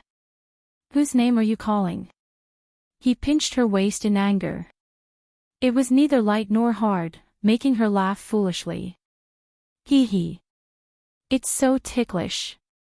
Don't bite me, Yun Shishir hugged his shoulders. Her bell-like laughter drifted in the wind like a pleasant wind chime. Did she think he was joking with her? Damn it. He suddenly grabbed her cheeks and used a bit of strength with his fingertips, deliberately pinching her to hurt her. Ah, it hurts, Yun Shishir cried out in pain. Because of the pain, she started to whimper like a kitten. She tried to struggle, but to no avail. She could only clench her hands into fists and swing them at his shoulders. However, her vision was blurry and her fists missed. Bastard! Let go of me. She bit her lips in grievance and helplessness. She twisted her body left and right, trying to break free. However, the man's strength was so great that she couldn't move at all. However, it didn't matter if she didn't move. Once she moved, their bodies would rub against each other and it would be hard to avoid a misfire. At this moment, due to her drunkenness, her body was boiling hot. Even through the gauze of her dress, he felt as if he was being ironed by her fiery skin. Unknowingly, his body was already drenched in sweat from trying to restrain himself. This woman didn't realize how terrible the consequences of her actions were. If she was sober, she would definitely see the man's handsome face right in front of her. It was terrifying. Who? The man forced her to raise her face and look him in the eye, his eyes glaring like a tiger. Whose name are you calling? Gu Xingze. The little woman's eyes widened as she stared at him with an innocent and playful smile on her face. Suddenly, she reached out her hand and with a smack, she cupped his handsome face and rubbed it. What? Isn't that Gu Xingze? Huff huff. His expression was blurred and intoxicated. It was obvious that he was quite drunk. However, he liked the way she looked when she was drunk. She was like a clingy kitten, snuggling into his arms, acting like a rascal and acting coquettishly as much as she wanted. It was as if his arms were her own world. That small face was truly captivating. Her charming eyes were like silk, and at this moment, her watery eyes were tainted with a bit of drunkenness. She looked at him with infatuation, as if she wanted to say something. That captivating charm made it seem as if water could drip out of her eyes. In the depths of her pupils, it was as if a charming flower had bloomed. What made him dissatisfied was that this woman seemed to be unable to recognize the situation in front of her, and even more unable to recognize who he was. Mu Yaja's cold eyes were filled with danger. Who am I? I don't know. Yun Shishir tried her best to pry his wrist away. She said pitifully, N. It hurts. Don't. Let go of me. Mu Yaja slowly narrowed his eyes. His face immediately darkened, and there was a faint murderous aura around him. Who am I? Ugh, Mu Yaja was angry. He lowered his head and almost fiercely bit her lips. She groaned in pain. She couldn't avoid it, and her whole body shivered. The lips were the softest part of the face, especially her lips. They were as fragile as cherry blossom petals, sparkling and moist, as if they could be broken by the slightest breeze. When he bit down, his strength was not small, leaving a shallow but sexy bite mark. Go away. Bastard. Bastard, she patted him on the shoulder and muttered in her sleep, obviously dissatisfied with his bullying. What a stupid woman. Was she drunk? Was he that drunk? That drunk? Was she so drunk that she didn't even know who was in front of her and whose arms she was in? It was him today, so she was safe and sound. But if he hadn't been alert enough, would she have known what would have happened next? Would she have expected it? Where was the Gu Xingze that she missed so much? Would he be able to protect her? He sneered in his heart. He was very displeased with this woman's carelessness. If he hadn't predicted that there would be people who couldn't tolerate her and would try to trip her up again and again, if he hadn't appeared in time, she would have been swallowed alive and skinned until there wasn't even a trace of her left. What he was angry about was not that she was dead drunk. What he was angry about was that she clearly knew how much alcohol she could hold, yet she still let herself go. Could it be that she was so at ease? She was drunk and the person she met was him. If it was another man, would she also be able to show off her flirtatious side without any restraint? Were they like weak sheep that could be slaughtered at anyone's mercy? Muyaja's eyes were burning with fire. His usually cold eyes were tainted with flames, and he wanted to burn her to ashes. This stupid woman, how could he let her go so easily? He wanted to make her deeply aware of whose territory she was in and what kind of situation she was in. If he didn't let her experience some pain, she wouldn't know where she was wrong. His large palm reached into the hem of her gown and tore it forcefully. The priceless gown was torn into two by him. He threw the troublesome dress to one side and held her waist with his large palm, lifting her up high. Who am I? His cold voice sounded even colder in the breeze. It stimulated her misty thoughts and tried to pull her back to her senses. I don't know, look clearly, who am I? Muyaja fiercely left a bite mark on her shoulder. He would never stop until he achieved his goal. Yunshir tried her best to open her eyes wide, but in front of her, it was already a blur. Her body was very special, and she had never touched a drop of alcohol. Drinking a glass of dry red wine in one gulp was her limit. The drunkenness came quickly and fiercely, but it faded slowly. Her eyes were still a blur, so how could she see a person clearly? What did he look like? She could only rely on her remaining senses to touch the man's face. It was cold from the night breeze. She touched his lips, which were similarly cold, thin, and biting cold. Muyaja saw that her mind was still unclear, so he fiercely pinched her again. Holding her face, he brought his face closer to hers. His pair of sharp eyes stared at her as he asked again, "Who am I?"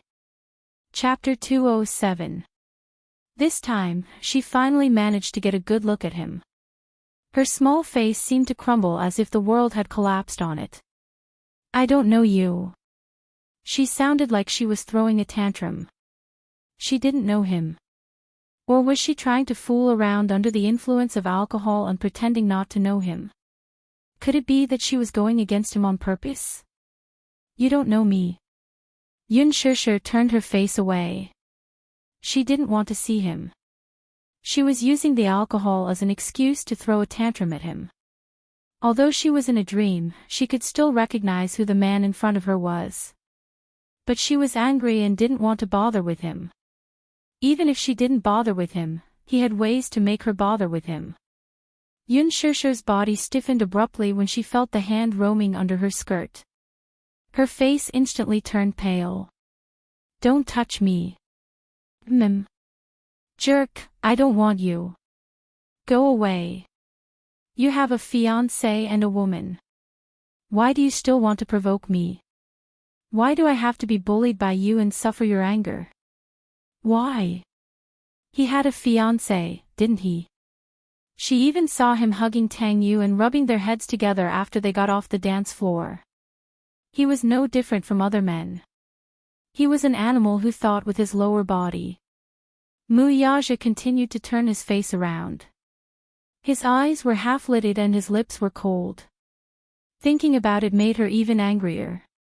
She said angrily, I want to get off the car. The moment she said that, the man pulled her arm forcefully.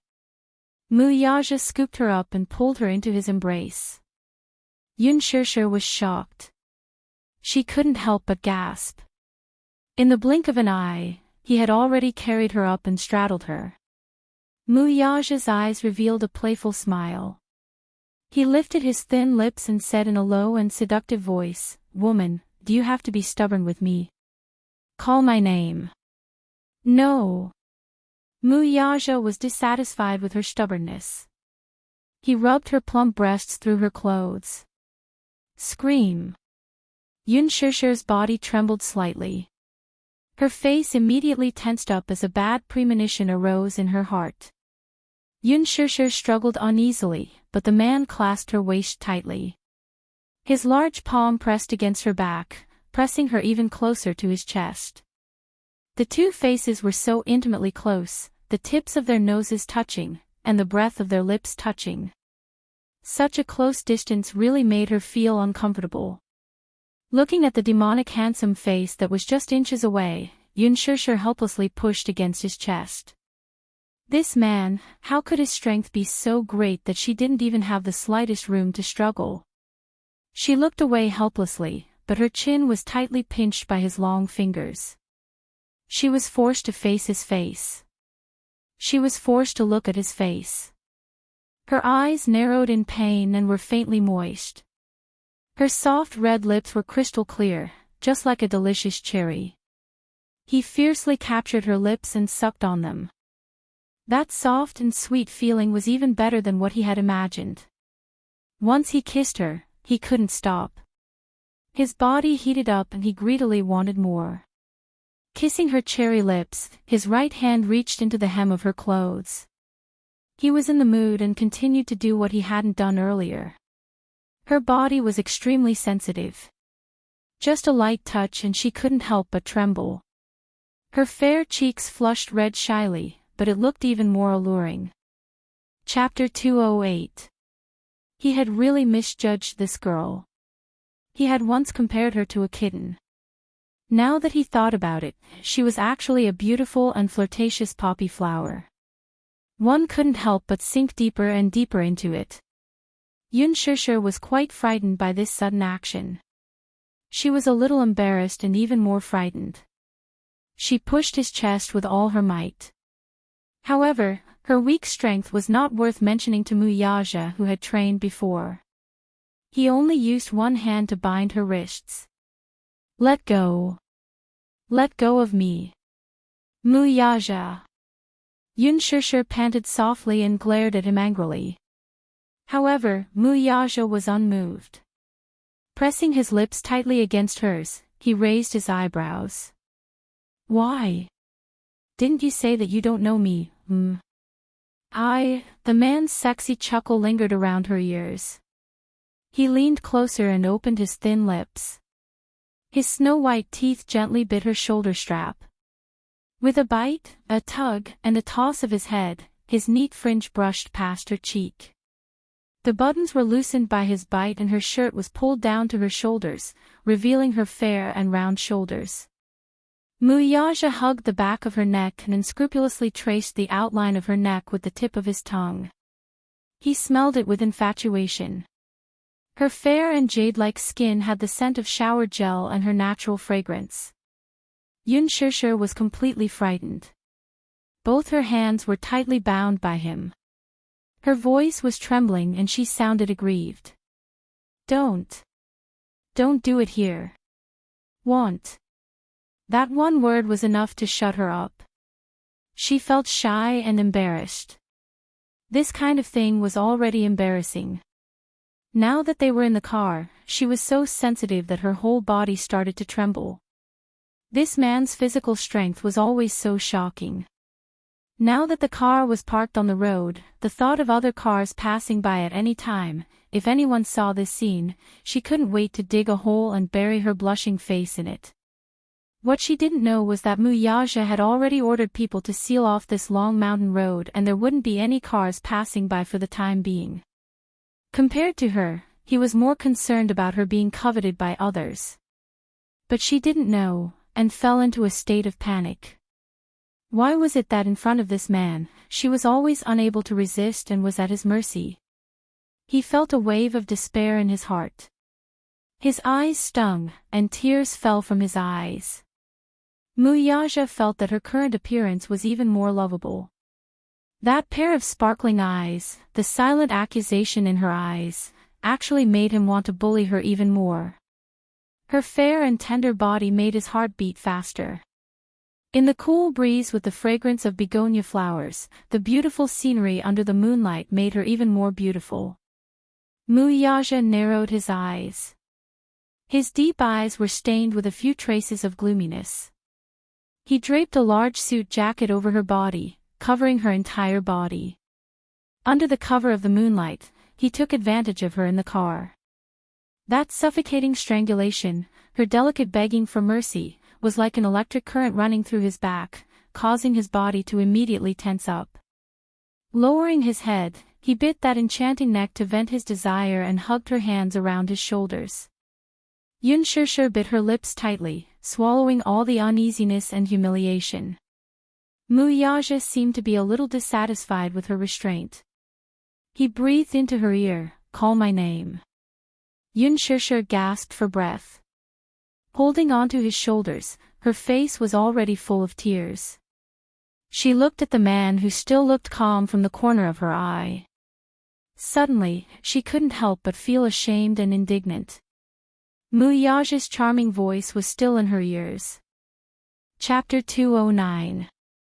Muyaja's seductive voice was still ringing in her ears. "Say my name.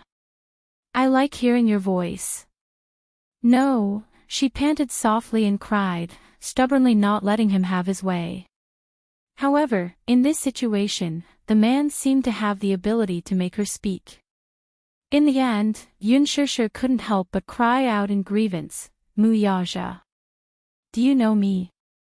"Yes. I know you. What's my name?" "Muyaja. Muyaja." She moaned in pain and broke down. In the midst of their passion, the man lowered his head and kissed her lips. Sweet, so sweet. The fragrance of the dry red spread between his lips and teeth, and he couldn't help but deepen the kiss as he greedily sucked in her mouth.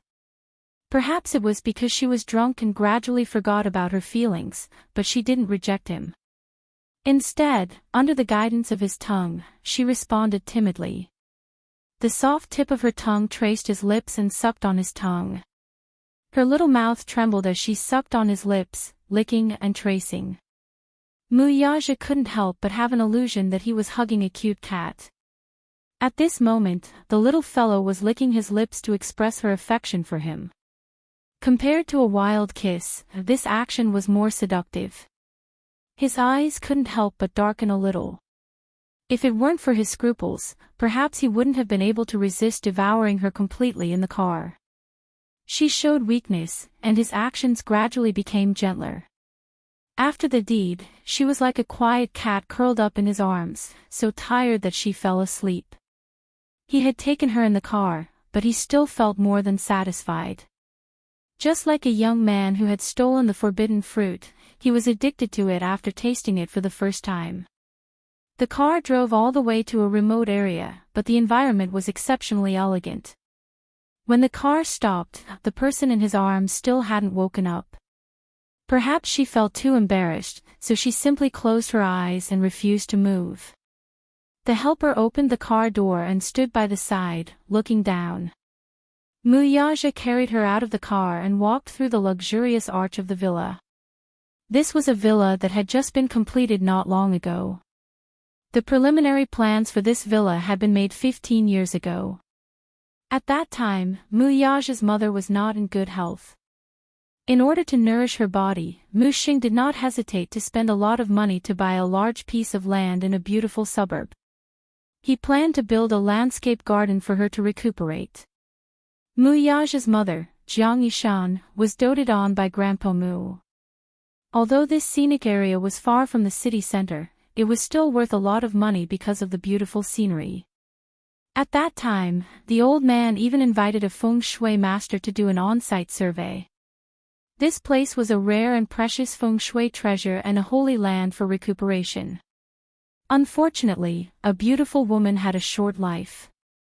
His mother passed away halfway through the villa's construction. Her death was a huge blow to Muxing, so the project was temporarily shelved. It was only when Muyaja came of age that construction resumed. A year ago, the villa was completed, but it still had not been named. However, relying on its unique and beautiful scenery, it attracted the favor of many rich people. It even became the most expensive villa area in the capital. The sky-high price of a few $100 million per villa was daunting to many people. Chapter 210. This villa was designed in accordance with the Chinese retro garden style, with rockery, flowing water, pavilions, terraces, and pavilions. It was elegant yet luxurious. Grandpa Mu just had to casually say that it was under Mu Yaja's name, which made many people in the Mu family jealous. Naturally, Grandpa Mu's love for him was self-evident. However, there was nothing wrong with that. The original intention of this villa was to let Jiang Yishan recuperate. Now that she was no longer around, Grandpa Mu had poured all his love on him. Once they were in the bedroom, Mu Yaja carried her to the bathroom and cleaned her body. Ever since he was born with a silver spoon in his mouth, he had never served anyone. Inevitably, his actions were clumsy and hurt her from time to time. It was just that Yun Shusher was so exhausted that she could not even lift her eyelids. When he hurt her, she would open her eyes slightly, but she did not have the energy to complain. When he wiped her body, the man realized that this woman was thinner than he had imagined. Perhaps it was because she had just been breastfeeding, but the areas that were supposed to be plump were rather round. However, he could only hold her wrists with one hand. Her well-defined collarbones were like two pieces of jade, and her pair of arms were so thin that it was as if he could break them with just a little force. Not to mention her slim waist, she was too thin.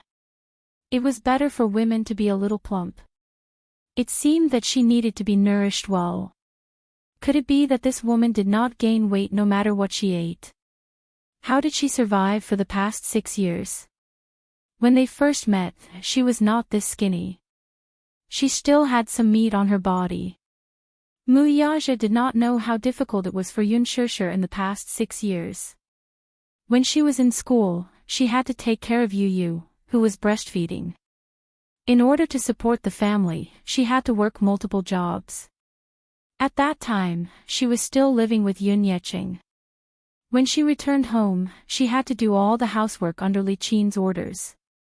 For as long as Yu Yu could remember, she graduated successfully, but because she had to take care of a child alone, she was treated coldly.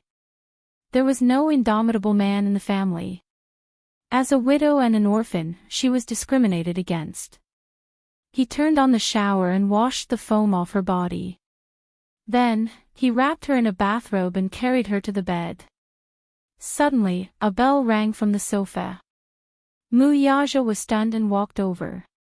It was her phone that was ringing. She picked it up and saw little Munchkin's cheeky profile picture on the screen. The call was connected, and the childish voice of a child could be heard through the phone. "Mommy, my dearest mommy, when are you coming home? It's so dark and cold at home. Yu Yu is scared. Mommy, come back quickly. Yu Yu made your favorite thumb cake." His voice was so sweet that it was almost coquettish. The arrogance that he had displayed in front of him had faded away. In front of his mommy, he was just like a little boy who had never grown up and loved to act spoiled. Mu Yaja raised his eyebrows and suddenly recalled how he had poured a bucket of cold water on him that day. In his memory, this child didn't seem to be so soft and adorable. Yun Shusher is my mommy. She's the woman I'll protect for the rest of my life. I won't allow you to let her suffer in the slightest, let alone make her sad. Who do you think you are? What right do you have to bully my mommy and make her sad? If I see you let my mommy suffer in the slightest bit, I won't let you off. The smell of gunpowder was so strong, yet he pretended to be innocent in front of Yun Shusher. He was no different from an ordinary 6-year-old child. Chapter 211. This little lad was so mischievous. How could his acting skills be so good at 6 years old? It was not that Mu Yaja was not surprised. In fact, he found it incredulous. To him, this child was like a puzzle. How capable could a 6-year-old child be? An ordinary child of Yun Tinyo's age would only be able to understand a little. The more normal ones might not even be able to speak clearly and would have to count with their fingers clumsily. He had seen children of his age who were timid when they met strangers. The more timid ones would hide behind their parents. Smart children like Xiao Yichen were considered gifted and had a higher IQ than ordinary children. Although he was usually cold to outsiders, he was still a child at heart. However, he would not be as smart as him, who had already learned to speak human language when he met people and ghosts when he met ghosts. Even to this day, he could not forget how his son had called him by his full name over the phone. His voice did not tremble in the slightest. It was very calm and carried an indescribable coldness and estrangement. This child seemed to already know the identity of his biological father, whom he had never met before, and had even coldly warned him not to provoke his mother. At such a young age, he was especially protective of his mother. Even the slightest harm done to her by the outside world would be infinitely magnified in his eyes to the point that it was unforgivable. 6 years old. He was only 6 years old. What kind of earth-shattering things could he do? He actually dared to boast to him, "Who do you think you are?" He even said, "I won't let you off." Mu Yaja was alarmed. It was not that he did not have a childhood. When he was 6 years old, he was still a mischievous child living in a greenhouse. Although he matured earlier than his peers, he did not surpass them by much. This child made him a little suspicious. What kind of mature soul was hidden in this little shell of his? On the other end of the phone call, Yun Tianyu was sitting in the study room, playing with the toy in his hand. When he heard the light panting from the receiver, he thought that the signal was bad and asked, "Mommy? Mommy, can you hear you?" "Yes."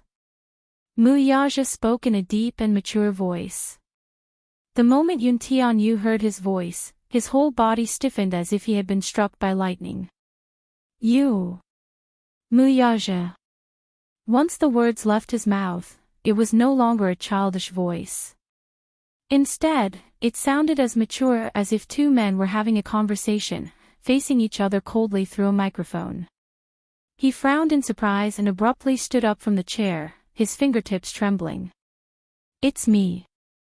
"Why, are you calling me by my name? What else should I call you?"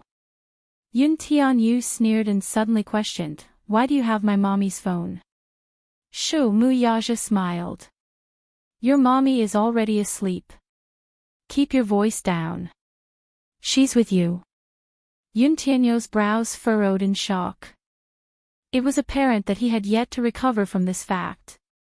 That was quite a shock. "Didn't I tell you not to provoke my mommy? Last time, didn't you give me a multiple-choice question?"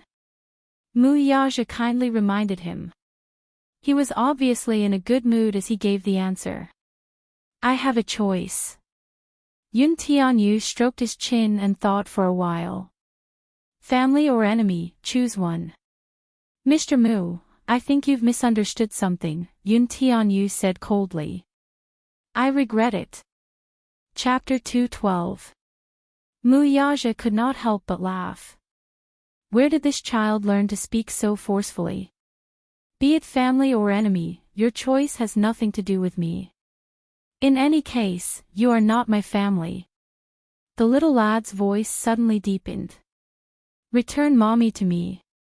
I advise you not to touch her." Yun Tianyu's voice was as cold as ice, making one shudder. His voice was obviously immature, yet his tone was extremely intimidating. Mu Yaja suddenly realized that even though they were from the same mother's womb, they could not be compared to each other. Compared to him, Xiao Yichen was practically a little angel. His blood flowed in this child's veins. His tone of voice was not inferior to his at all. Despite his young age, he was full of charisma. "You're not cute at all," Mu Yaja commented bluntly as he sat by the bed and reached out to caress Yun Shishir's cheek. "Humph. It's none of your business." Yun Tianyu calmed down quickly and paced back and forth slowly. Finally, he sat back on the chair steadily and took out a checkbook from the drawer. His good-looking eyebrows raised slightly. Name your price, ? Mu Yaja was stunned. How much? How much do you want? Can you stay away from my mommy? How much? Mu Yaja's lips twitched. Was this child holding a piggy bank and discussing the price with him? You want to negotiate with me? Can't I? Capitalists talk about capital and don't talk nonsense. Yun Tianyu opened the cap of the pen with his mouth. Then, what's the bargaining chip? Is 100 million enough? Mu Yaja could not help but laugh. 100 million. Where did this child get 100 million? When he was 6 years old, he did not even have a net worth of 10 million, let alone 100 million. He was still considered the crown prince of a financial group. Where did this child get 100 million? It was not that he was belittling this child, it was just unrealistic. Besides, did he even lack 100 million? 100 million US dollars, is that not enough? Through the microphone, the confrontation between the two men was in a stalemate. It was as if time had frozen. Not enough. Is 1 billion enough? Yun Tianyu smiled nonchalantly as he twirled the fountain pen in his hand like a capitalist who was determined to win. His nonchalant tone and the sky-high price of 9 digits. It was an eye-opener for Mu Yaja. Why don't we compete fairly? Mu Yaja suddenly stood up and walked to the floor-to-ceiling window. His tall figure was reflected in the clear glass. The smile on Yun Tianyu's lips froze. Fair competition. If you ask me, no matter how much you pay, it's hard to measure a woman's worth. In your heart, she is priceless. In my heart, she is also priceless. He. You're overestimating yourself. Yun Tianyu mocked him. Mr. Mu, between you and me, who do you think my mommy will choose? You lost. Oh. Why don't we wait and see, then? Hearing this, Yun Tianyu's expression slowly became uncontrollable. He clenched his fist and gripped the fountain pen tightly. Where did this man get his confidence from? How dare he provoke him? His position in his mommy's heart was unshakable. Was this man challenging him? Chapter 213.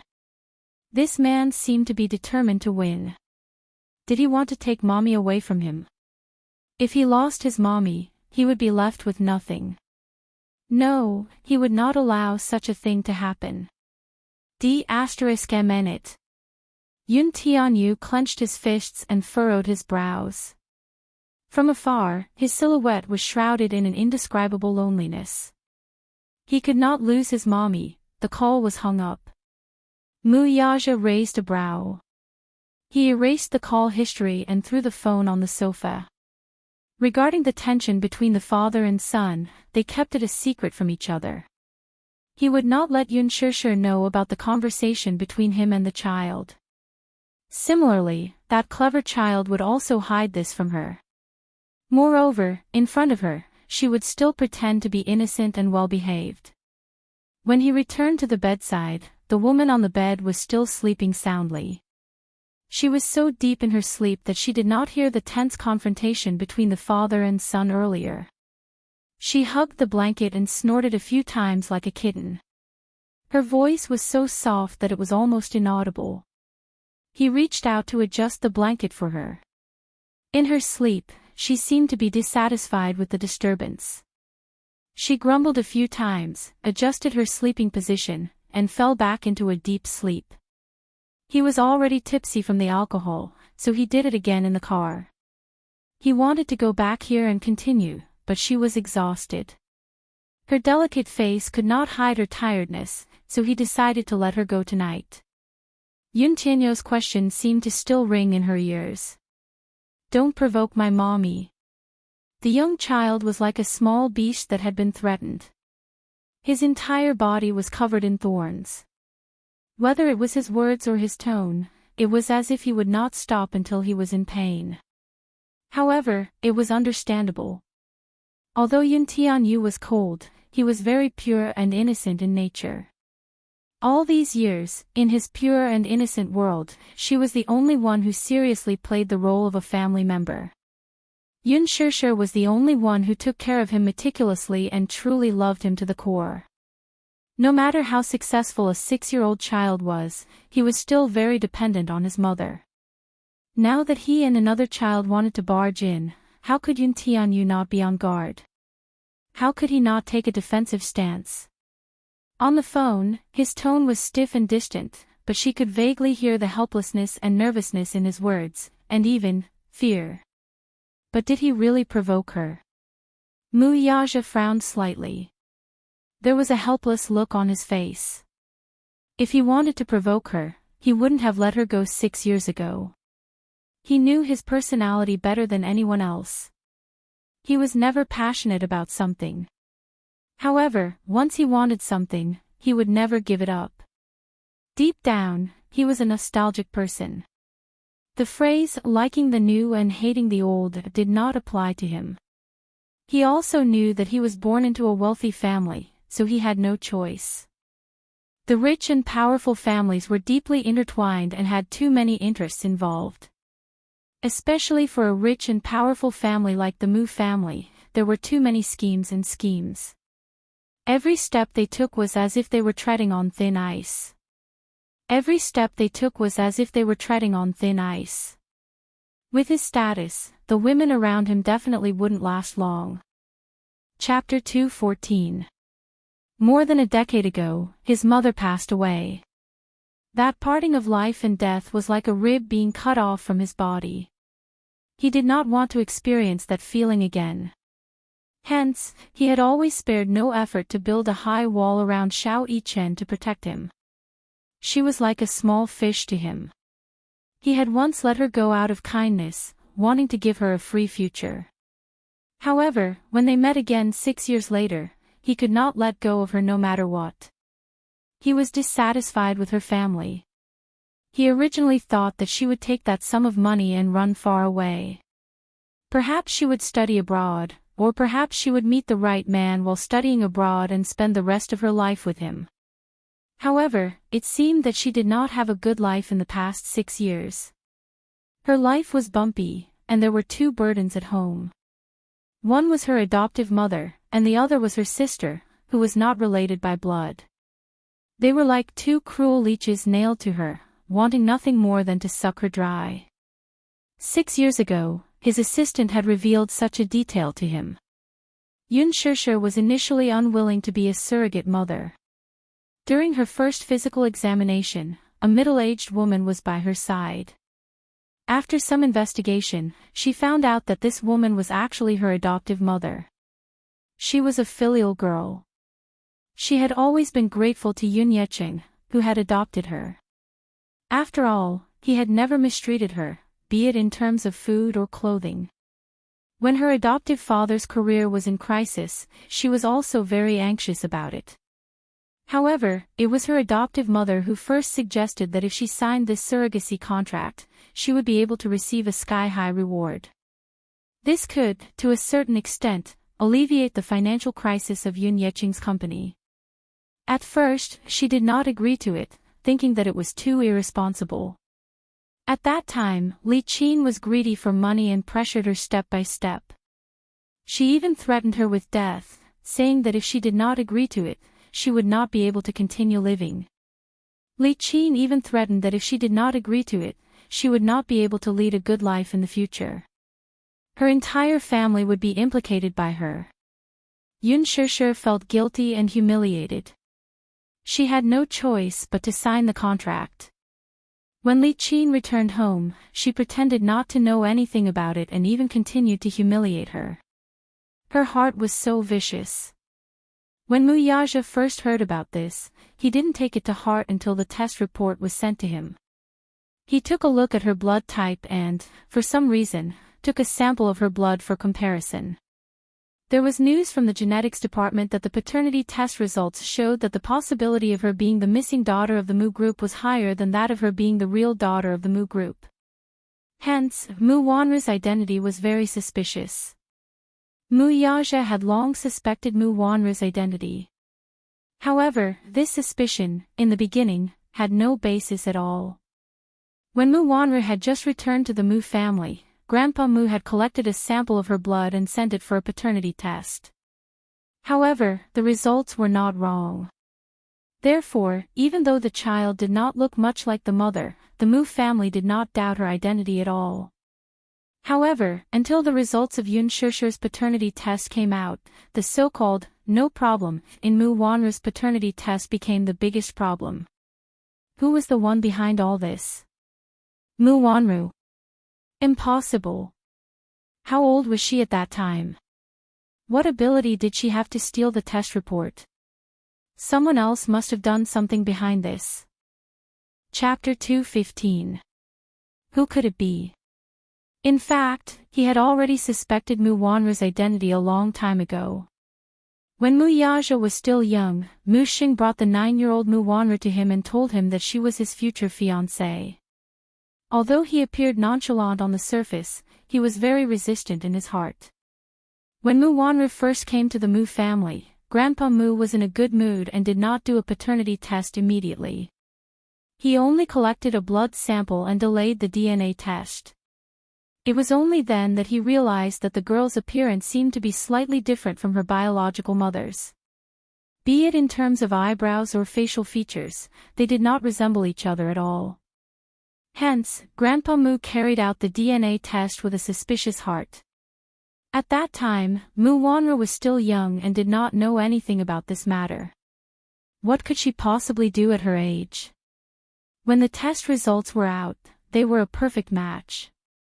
Even though Grandpa Mu found it strange, he did not take it to heart. He just thought that the child was still young and her facial features were not fully developed yet. When Mu Wanru reached adulthood, her facial features were already fully developed, but her appearance was worlds apart from that woman's. This aroused Grandpa Mu's suspicion once again. Mu Qingqing, that was that woman's name. She was an adopted daughter that Grandpa Mu had met when he was middle-aged. She was not related to him by blood. Mu Yaja did not know much about this woman. He could not find a complete version of her information. It was as if someone had deliberately sealed her past. This person was most likely Grandpa Mu. Most of Mu Qingqing's belongings were also cleaned up. Grandpa Mu was afraid that he would think of her when he saw them, so he sealed them in the basement. Only the jade pendant was left on him. He took it out at all times and stared at it in a daze. However, Mu Yaja did find out some clues about her background. Back then, in the capital, Mu Qingqing was just a lowly singer in the Paramount nightclub. At that time, before she was adopted by the Mu family, her stage name was Qingqing. It was said that she was an orphan and had no name. At that time, the capital was far from being as prosperous as it was now. However, with the economic reform, many wealthy families were quietly born. Even so, at that time, the Mu family, as a century-old wealthy family, was still the most powerful family in the capital. At that time, there was a bustling commercial street in the capital. Now, it was just a street of bars. At that time, bars and nightclubs had not yet become popular. Cabarets and dance halls were the most important places for the rich to spend time after their meals.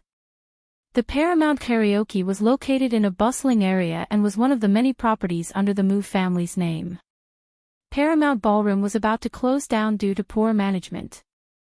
Later on, the owner of the dance hall somehow managed to find Mu Qingqing, his treasure. Not only did she have a naturally good singing voice, but she was also good at ballroom dancing. What was even rarer was that, just like her name, she had a beautiful face that could topple cities. She was unparalleled in her generation and was famous for a time. Because of this, as time passed, her status in the dance hall gradually rose. Even the business of the originally declining dance hall flourished. She even stole the business of the most popular dance hall at that time. Chapter 2:16. The other club owners were all itching to get their hands on this treasure. They all offered high prices and tried to get their hands on this treasure. This was a money tree that was guaranteed to bring in profits and never lose money. At that time, there were many people trying to steal her. However, Mu Qingqing was a woman who cared a lot about relationships. Even though the other club owners promised her much better treatment, she remained unmoved. Since then, Mu Qingqing was recognized as the #1 singer in the city. She established a position that no one could surpass. Later on, the Paramount's business became more and more prosperous while the other club's business became more and more quiet. In the end, there was no other way. The other clubs had to close down, leaving the Paramount alone in the city. The club owner treated her very well and never mistreated her. After all, he was the face of the club. Naturally, he had to treat her like a Buddha. However, as time went by, he slowly began to have some thoughts about it. Since the beginning of time, which man didn't like beautiful women? Plus, she was such a seductive woman. Which man could reject her? At that time, Mu Qingqing was a flower. She wasn't even 18 yet and was still very young. Without the makeup she wore on stage, she was like a lotus flower in clear water. Her entire body was filled with a fatal temptation. Once, when he was sending her home, he suddenly pounced on her at her door. Mu Qingqing didn't think he would have such thoughts and was shocked. Though she was a singer, she had a proud personality. In a moment of desperation, she was so embarrassed that she forced him to leave. He didn't get what he wanted and left angrily. However, she didn't know that this scene was secretly filmed by a tabloid reporter and published in the newspaper. Therefore, the rumor about the dancer's impurity became a hot topic in the city. In just one night, her life had undergone an earth-shattering change. Originally, in the eyes of the customers, she was sacred and inviolable. However, as her scandal spread throughout the city, her image fell. The customers began to touch her. Their actions became bolder and bolder, and they became unruly. Every time she asked for help from the director, because he was still holding a grudge, he turned a blind eye. Mu Qingqing was extremely aggrieved. She was suddenly tired of this deep water and hot life. She was also tired of being lost in debauchery. She was even tired of her own life. The rumors were getting worse and worse, and the customers were getting more and more unreasonable.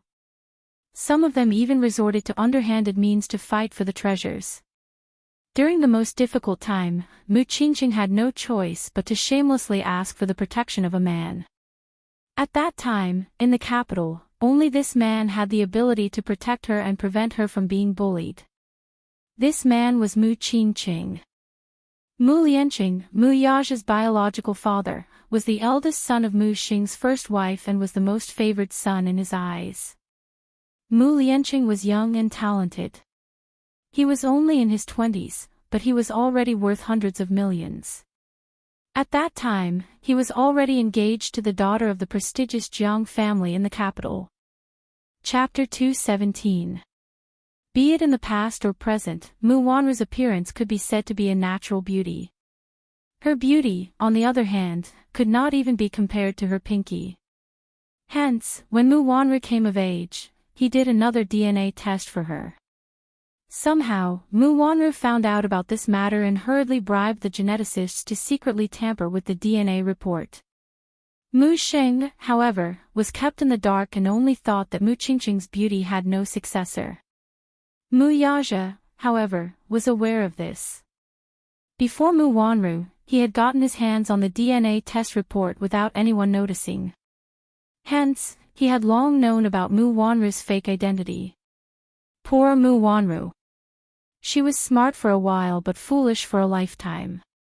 She only knew that through simple tampering, she thought that she could deceive everyone and hide her identity to the end, continuing to be a rich young lady in a dignified manner. Alas, she had no idea what kind of person Mu Yaja was. Ever since he was born, he had walked through the bloodshed of the rich and powerful. Power, wealth, competition, and scheming. Mu Wanru probably did not have the slightest knowledge of all the schemes he had seen. Mu Xing was old. Although he was a scheming old ginger was spicier with age, no matter how old a ginger was, it was no longer shrewd at his age.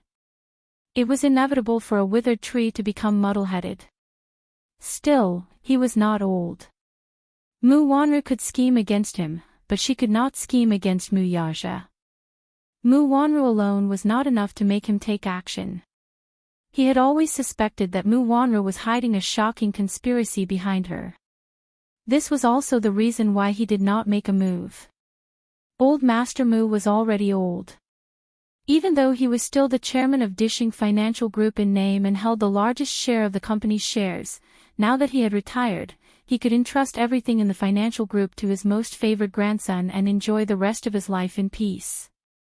However, he was old and did not have much time left. Hence, it was inevitable that some people would set their sights on his inheritance rights.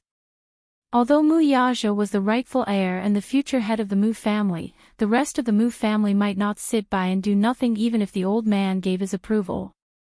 Grandpa Mu had 3 wives, and the first wife only had one son, Mu Yaja. Mu Yaja was the only son of Mu Lianqing and Jiang Yishan, but it was not as if there was no one else in the Mu family other than him. With Grandpa Mu's health deteriorating in recent years, those who coveted the position of the Mu family's heir could no longer sit still. Women had always been the victims of power struggles in the rich and powerful families. When Mu Yaja held Yun Shusher's DNA report, he did have some thoughts about it. Since she was the real daughter of the Mu family, and Mu Wanru's identity was fake while hers was real, then everything should be returned to its rightful owner. In that case, Yun Shusher was his real fiancée. He had seen an old photo of her, and whether it was her appearance or her refined aura, they matched perfectly. There was no need for further verification.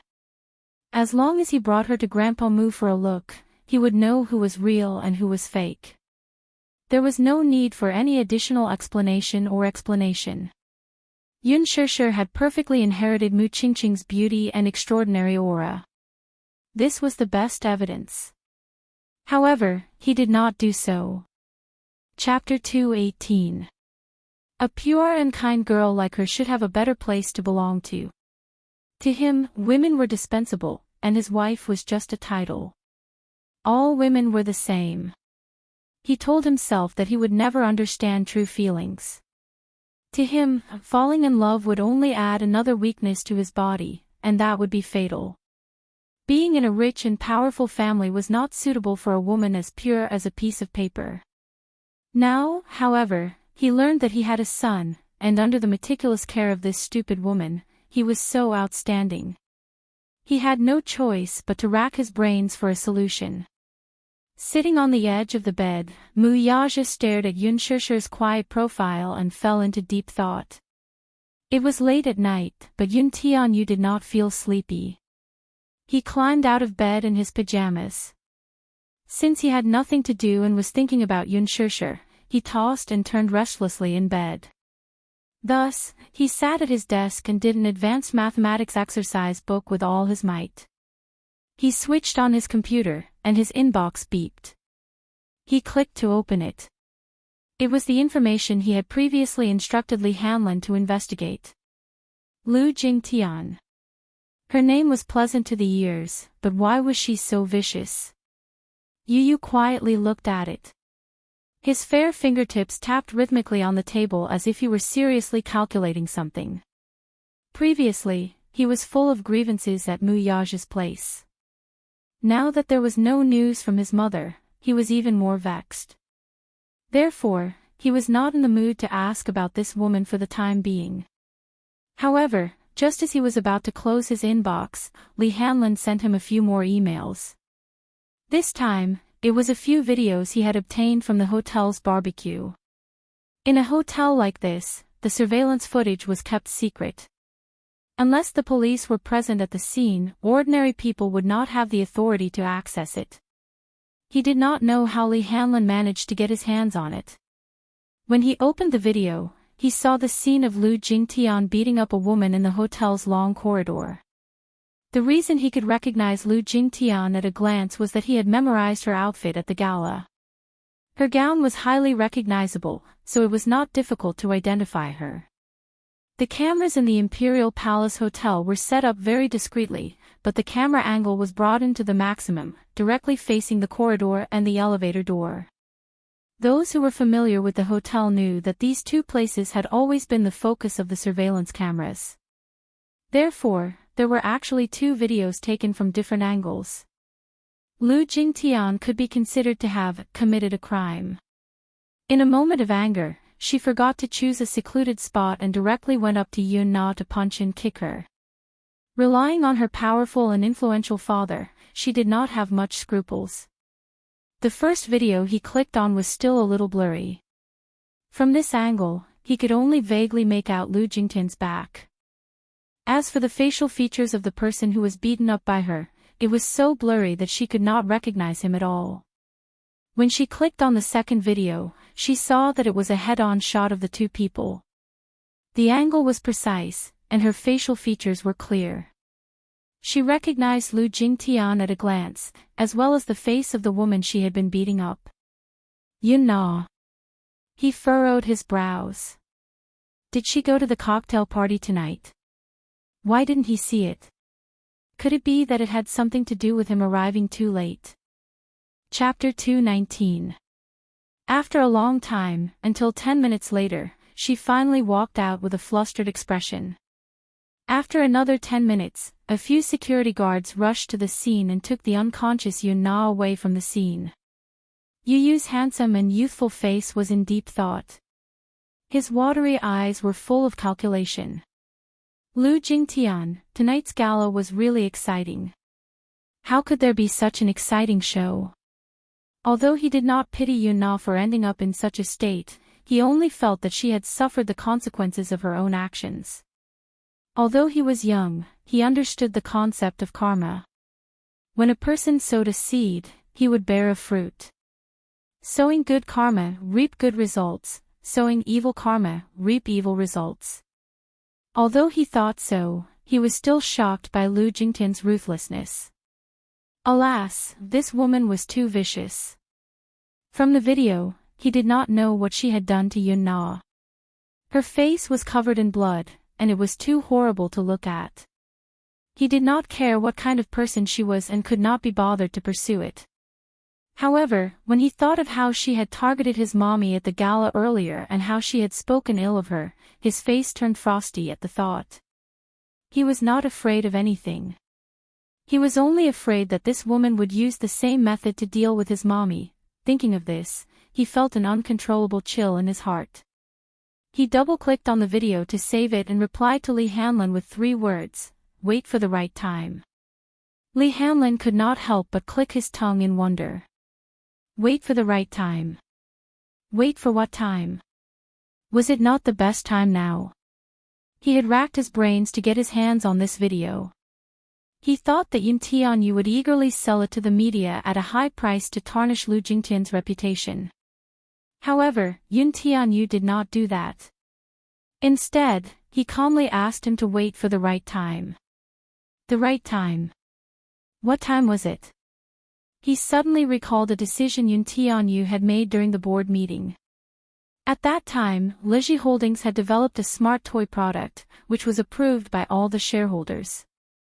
They believed that this product would be a trendsetter once it was introduced to the market. The first batch of orders had already been put into production. At that time, the market was hot, and the board of directors was anxious to introduce the product to the market. However, the contract for the product's introduction was passed to Yun Tianyu, and it was only waiting for his signature. However, he had been biding his time. The board of directors was anxious. They urged him again and again, but there was no response. They also sent an email with 3 words, "Wait for the right time." Timing. What opportunity? Li Hanlin could not help feeling curious. No one knew what Yun Tianyu was up to. Just as the board of directors was at a loss, less than 2 months later, a scandal broke out in the Mattel toy company's production chain. After an investigation by the International Supervisory Committee, it was found that the heavy metal lead content in the wooden toys produced under the company's name was excessive. In the risk assessment, there were problems such as excessive amounts of toxic solvent residue, and even the surface coating was prone to discoloration. Mattel Toy Company was one of the leading toy manufacturers and was also Leji Holdings' biggest competitor. The building blocks they produced were very popular all over the world. Therefore, once this scandal was exposed, the whole world was shocked and his reputation hit rock bottom. At that time, parents were very concerned about the quality of toys. Chapter 220. Leji Holdings struck while the iron was hot. They released an announcement letter, an internationally authoritative product inspection report, and mercilessly criticized Mattel for its unscrupulous behavior. Because of this, Leji Holdings held a grand product launch using Mattel as a stepping stone and made a beautiful comeback. That quarter, Leji Holdings occupied a total of 60% of the global toy market. It was also after this incident that the board of directors was in awe of this mysterious shareholder.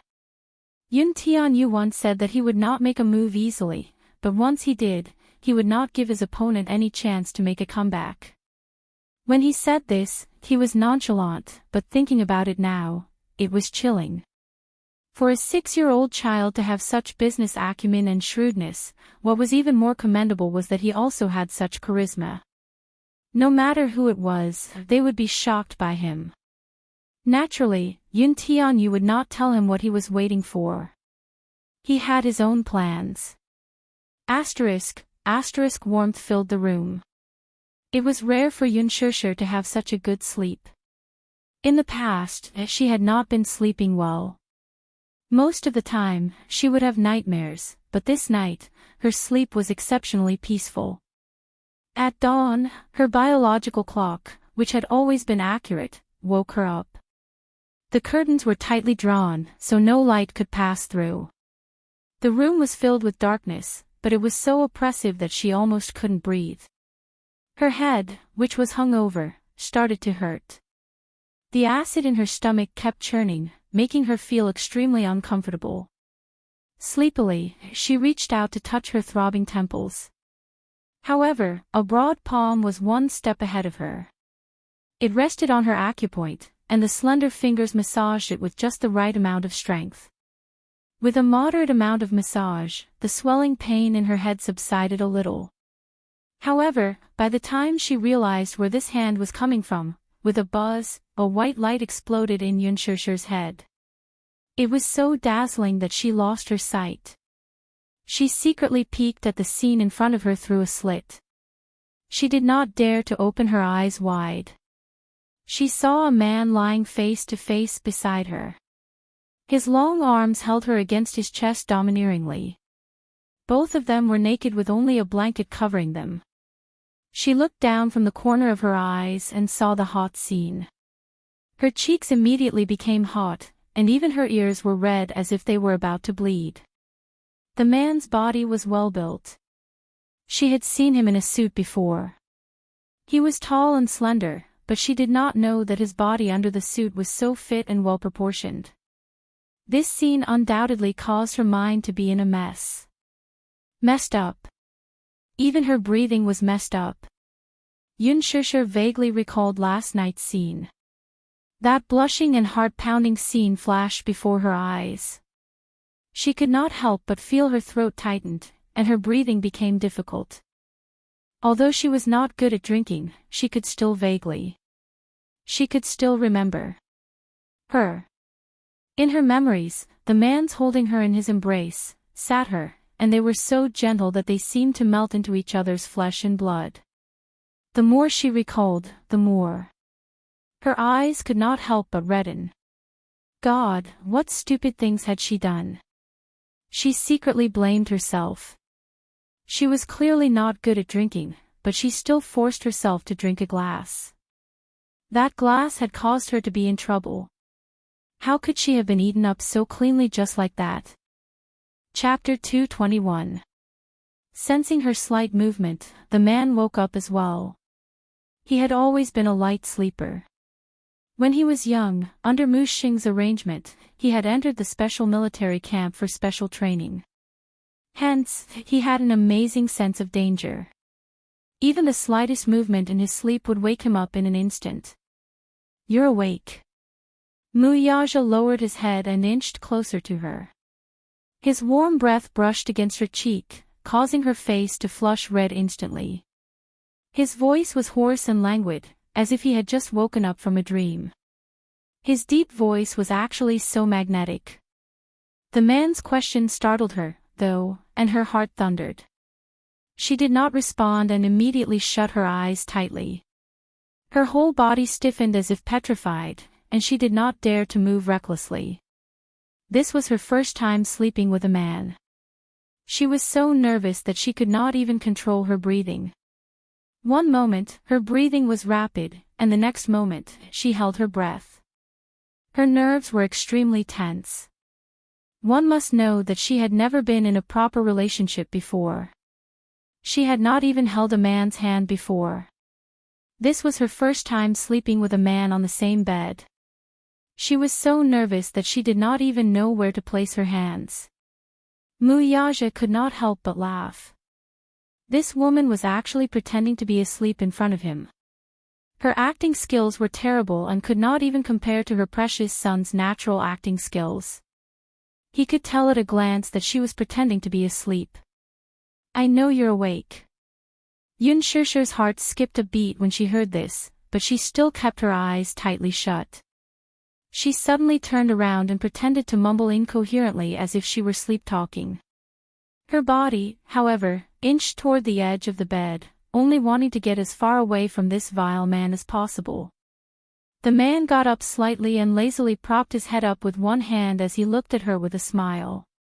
It was as if everything she was doing now was just a meaningless struggle. Seeing that she had already moved to the edge of the bed and was about to roll off if she moved even a little more, he could not stand it any longer and teased, "Now you know to run away." Muyaja laughed inwardly. This woman was really stupid. He had already eaten her dry, but now she wanted to run away. Was it too late? The man reached out and scooped her up with his long arms. Yun Shishir felt the world spin in front of her eyes. She held her breath and almost cried out. When she secretly opened her eyes again, she saw the man's handsome face magnified in front of her eyes. Muyaja flipped over and used his arms to support her. He held her under his body and enjoyed her incomparably shy expression. Yun Shishir was incomparably vexed. Heavens, why did she have to wake up? Why didn't she just keep sleeping? When she woke up, the situation was so embarrassing that she didn't know how to deal with it. "You're awake. Are you still pretending to be asleep?" Yun Shishir pursed her lips tightly. She was so embarrassed that she didn't dare to make a sound. She just closed her eyes tightly, trying to deceive him. But the man didn't seem to want to give her the chance. Muyaja's lips curled into a mischievous smile as he pinched her cheeks. "Open your eyes and look at me, okay?" He didn't use much strength. Yun Shishir clenched her teeth, but she still didn't want to open her eyes. Opening her eyes would only make her more ashamed and unable to show her face. On the soft king-sized bed, it was his world at that moment. She didn't want to open her eyes, but he had plenty of ways to wake her up. Chapter 222. Pressing down on her, in this position, he possessed her. Even though she was somewhat resistant and repulsed, her reaction was not as intense as the first time. Her weak struggle was not worth mentioning to Muyaja. In the depths of love, she could only blindly bury her little face into his neck and endure silently. This delicate appearance was simply like an aggrieved kitten, whining and protesting weakly from time to time. Her hot breath blew against his ear, but it was undoubtedly a disguised form of torture to him. Little did she know that her actions had triggered a hidden undercurrent in him, almost turning him into a beast and devouring her until not even her bones were left. Undoubtedly, in this aspect, Muyaja was a man with a lot of energy. Compared to him, her stamina was really poor, and in the end, she was actually a little dazed. There were a few times when he wanted to get her on top of him. However, her body was extremely weak, so he had no choice but to press down on her like this a few times, which could be considered to have satisfied him. When dawn came, he stopped. As for her, in the end, she could not resist the fatigue and her body was extremely weak. She fell onto the bed and was unwilling to move. Her eyelids were extremely heavy, and she could not lift them no matter how hard she tried. She turned around and quickly fell asleep. The spacious room was filled with a charming atmosphere that was unique to those who had just had sex. Until his heavy breathing slowly calmed down, he was secretly a little puzzled. When did he become so greedy for women? She lay on her side, her body unconsciously curled up into a small ball. Her messy black hair was scattered around the pillow, half covering her jade-like cheeks, and there was an indescribable charm to her. Her sleeping position was always curled up. He had once read a psychological study that said that women who slept in this position would always subconsciously lack a sense of security. Her appearance looked a little helpless, and it really made one feel pity for her. Muyaja lowered his head to look at her again. With just one glance, a certain part of him was stirred up again. This woman was really like a demoness from ancient times. She was born with the ability to bewitch people. Even if she was lying there motionless, her calm posture was always so bewitching. He pulled her into his arms and carried her off the bed. He went into the bathroom and cleaned her up. In the meantime, he summoned the servants and ordered them to remove the dirty sheets. In her hazy state, she only felt a warm hand gently wiping her body with a towel. And who was it that carried her to bed? The man's strong and long arms wrapped around her waist as they fell asleep in each other's arms. For the entire night, all she could hear was the sonorous and powerful heartbeat. Thump, thump, thump. For some reason, it was so calming. It was as if he was being carefully protected by someone. That night, she slept very soundly. It was as if she had not had such a peaceful dream in a long time. Just like that, he fell asleep in a daze. Half asleep and half awake, he slept all the way till dawn. When he woke up again, his stomach was growling with hunger. Outside the window, the sun was already shining brightly. He turned his head to look at the electronic clock on the bedside table. It was already 1 p.m. This sleep was so deep that he did not even have a sense of time. Chapter 223. The window was slightly ajar, and the wind blew in through a corner of the curtains. The fresh wind blew in, blowing away the charming atmosphere in the room. Yunshushu gradually regained her consciousness. She lay flat on the bed. Her waist and abdomen were unbelievably sore. Especially her thighs, there was still some tearing pain. There was an empty space on one side of the bed. He must have left. At this point, she could occupy the entire bed as she pleased. Reaching out, Yunshushu covered herself with the blanket. She was furious and embarrassed. She tossed and turned on the bed, but her heart was weak. She could faintly smell the man's unique fragrance again. She felt a little repulsed, but at this moment, she didn't even have the strength to lift the blanket. He got out of bed and looked around, only to find that the bedroom was surprisingly big. She walked out of the room. The marble floor of the living room was cold as her bare feet stepped on it.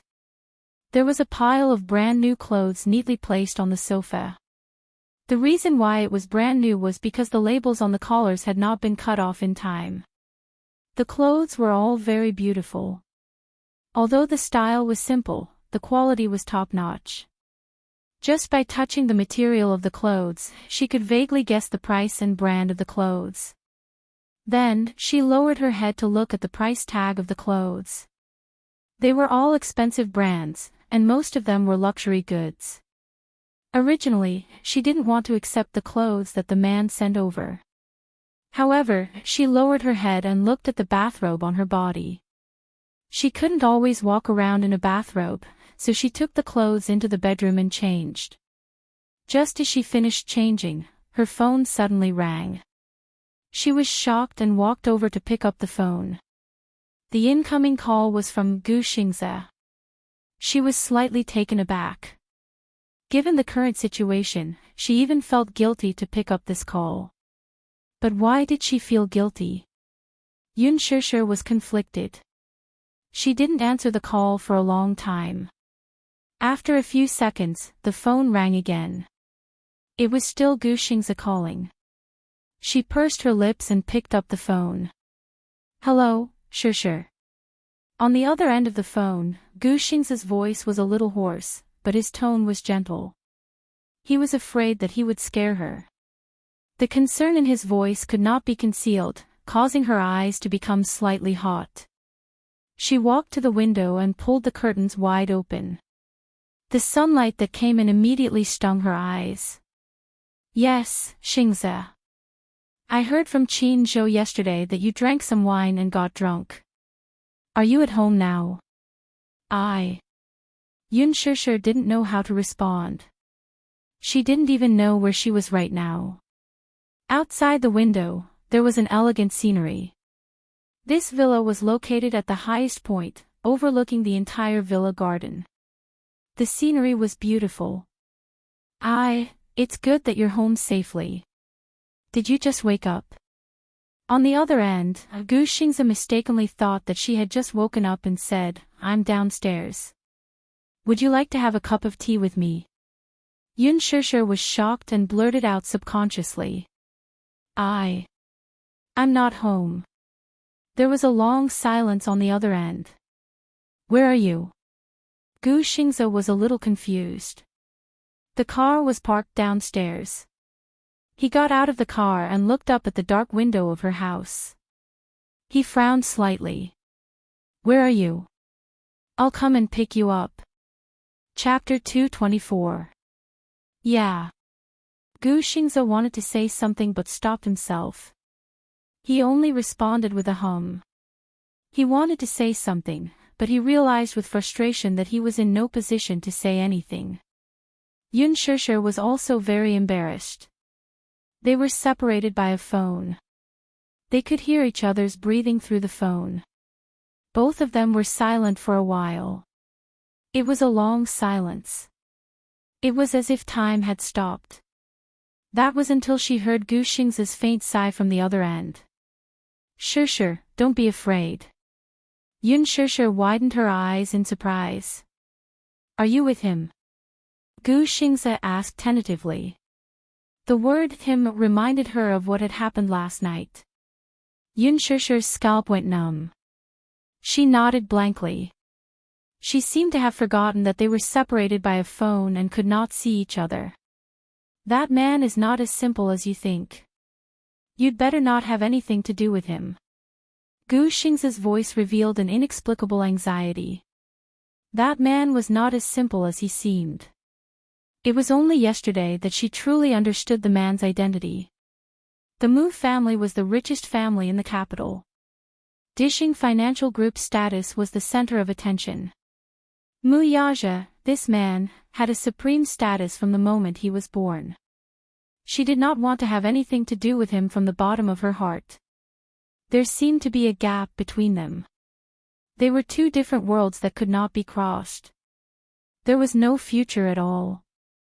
Yun Shishir said, I know. You don't know, Shishir. This man is not as simple as you think. He paused and his voice deepened. Do you like him? Like? That man? No. How could she like such a domineering man? Yun Shishir was stunned. She immediately shook her head. Her voice was like a broken machine. She could not make a sound.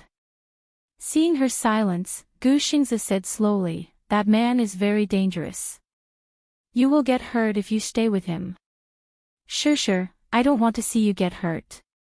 After a moment of silence, he suddenly said, my heart will ache. Yun Shishir's heart skipped a beat. Her brows furrowed as her mind went blank for a moment. Any woman would lose her resistance in front of a man's gentleness. Yun Shishir felt the same way.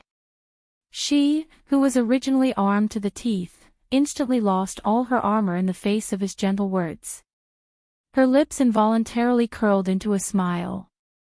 However, this smile did not last long. Mu Yaja's sullen, handsome face flashed past her eyes, and she suddenly recalled her current position. This man did not seem to like her to have any contact with other men. Regardless of her position, she was grateful to Gu Xingze. But gratitude did not mean love to him.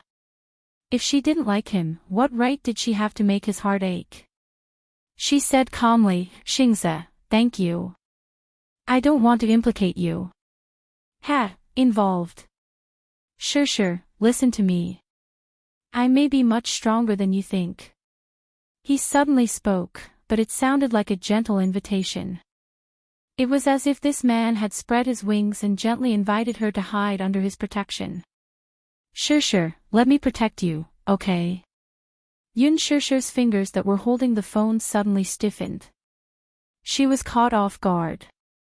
Her heart seemed to have collapsed. Chapter 225. However, at this moment, she was immersed in her own world of contradictions and did not notice the dangerous aura that was closing in on her from behind. It wasn't until her phone was snatched away by a large hand that she jumped in shock and reacted. She turned around, only to see the cold and silent man standing behind her. He was looking down at her with an extremely cold gaze. The coldness at the corner of his lips and the sharpness in his eyes revealed that this man was dissatisfied with her at this moment. Sure, are you? Gu Xingze's worried voice came from the phone. However, before he could finish his sentence, the cell phone flew out of the window in a beautiful parabola, along with it. You. Her eyes widened in shock as she watched her phone fall to the ground and shatter into pieces. A chill slowly crept up her heart. The sound of the phone breaking into pieces was heard and she trembled slightly. She bit her lip and her shoulders heaved up and down. The man pulled her back by the shoulder. His tone was cold and clear, but his pair of deep eyes hid too much anger. "I thought you were a sensible woman." Yun Shishi's chest heaved up and down. It was obvious that not only the man, but she was also angered by his actions. When did this man come in? Was he a ghost? How did he suddenly appear behind her without making a sound? This phone was the one that Mu Yaja had broken her phone and gave her a new one. It was currently the best phone among all the brands. She did not feel sorry for it, but she had used this phone for some time and there were many precious photos of Yu in it. Before she could upload them to her computer, this man had smashed it. This phone was very exquisite, but it had been smashed into pieces by this man. It showed how much strength he had used in his hands and also how angry he was at this moment. Yun Shishi, too, was infuriated and pushed him away angrily. This is too much. Inexplicable, truly inexplicable. Why are you acting crazy for no reason? She was furious, and all the anger that she had accumulated last night was unleashed. She had always been a gentle person. She knew when to advance and when to retreat. She also knew that she had always left people with leeway. She rarely got angry, and it could even be said that she had a very good temper. She rarely got into disputes with others. This was because Yu had once said that he liked the way she smiled. So, she tried her best to control her temper. But, however, this man had gone too far time and time again. After the outburst of anger, Yun Shishi walked around him and headed for the door. Mu Yaja grabbed her arm. "Where are we going?" "Go home." "Back to my home." "Go home." "Not necessarily." The man sneered. "Are you going to look for him?" "Gu Xingze, the man who can protect you." "So what if I look for him?" "It's none of your business. Anyway, I don't want to stay with a lunatic like you."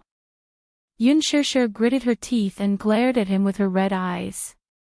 She shook off his hand forcefully. She was caught off guard and was pulled back by the man. The back of her waist hit the windowsill. The sudden pain caught her off guard and she cried out in pain. "Mu Yaja, are you crazy?" You appeared behind me silently and got angry for no reason.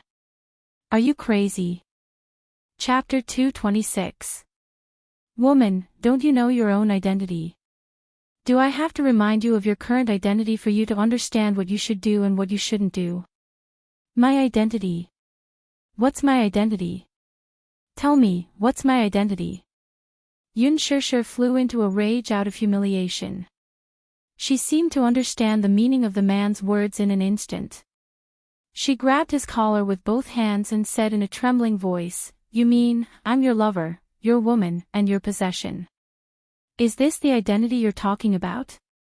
Mu Yazhou looked down at her from above. His expression was cold, but he didn't say anything. It was as if he acquiesced to her questioning. Yun Shirshir laughed coldly all of a sudden. "Mu Yazhou, how can you be so overbearing? What do you take me for? What do you take me for? Your toy? Your personal item? Do you want me to come and go as you please? Isn't that the case?" The man retorted coldly. He was obviously agitated by her words and his face was ashen. "Your little mouth is so fierce. Do you have to be so stubborn? You're my woman now. Since you're my woman, please have some self-awareness. Don't go around flirting with other people. I don't like my things being touched by other people. I don't like it. Your things. Isn't that the case? Everything on you, including your person, is mine." The man's domineering declaration was like an iron law that couldn't be questioned. Yun Shirshir laughed coldly as if she had heard the funniest joke in the world. She laughed softly and looked at him in disbelief. A trace of sparkling tears appeared in her red eyes. "Am I your thing? You keep saying that I'm your woman, but what do you take me for? Your toy? Your personal item? All right, since that's the case, I'll return it to you." As she said that, she lowered her head and quickly unbuttoned her shirt. She took off her coat and threw it on him. She shouted herself hoarse, "I'll return it to you, I'll return it to you. I'll return everything I owe you. Take it all." Mu Yazhou looked angry. He grabbed her shoulders and stopped her. Why was this woman so stubborn? Was that what he meant? Was that what he meant? Must you belittle yourself like that? Am I belittling myself? You're the one belittling me. After a pause, she laughed coldly and mockingly. Flirting with other people. You're the one who's provoking me. Have I provoked you? Am I so cheap as to cry and beg to be your woman and ask you to keep me as your mistress? Am I shamelessly sticking myself to you? No. You're the one who's been provoking me. Mu Yazhou, why must you force me to do this? What's wrong's wrong. I only signed an unequal treaty with you 6 years ago. I admit that I was willing to sign this agreement. You didn't force me. Based on this contract, you've given me a sky-high amount of compensation. But I used my rights as a mother in exchange for your reward. If my father wasn't in danger, do you think I'd be willing to do this? 10 million. 100 million. Can I get my child back? Can I get my rights as a mother back? I'll give you 100 million and you'll give me your child. Are you willing? Are you willing? Chapter 227. Her confession was like a sharp knife that cut open the sadness that she had tried so hard to hide, causing her to bleed profusely. She had drifted from place to place since she was young, and she had never even seen what her biological father looked like. As far as she could remember, she only knew that she had a mother, but this closest relative had left her when she was still young. She finally had a family. Although Yun Yecheng was not related to her by blood, he had still given her a family. Even if the members of this family were not friendly to her, she had never lacked for food and clothes. Repaying kindness was a principle that she had always believed in. One had to know that when her father was at his wit's end, he had been saving up a sum of money for her postgraduate studies. Her heart was not as hard as iron that she could watch her father be driven to his wits' end. She had no choice but to sign that humiliating contract. Was this what she wanted, though? She only wanted to protect her family. Muyaja was caught off guard by her series of questions. He had never seen her lose control of her emotions. The current her was in despair and helplessness. The strength that she had tried so hard to portray seemed to have crumbled all of a sudden. What did I do wrong in my past life?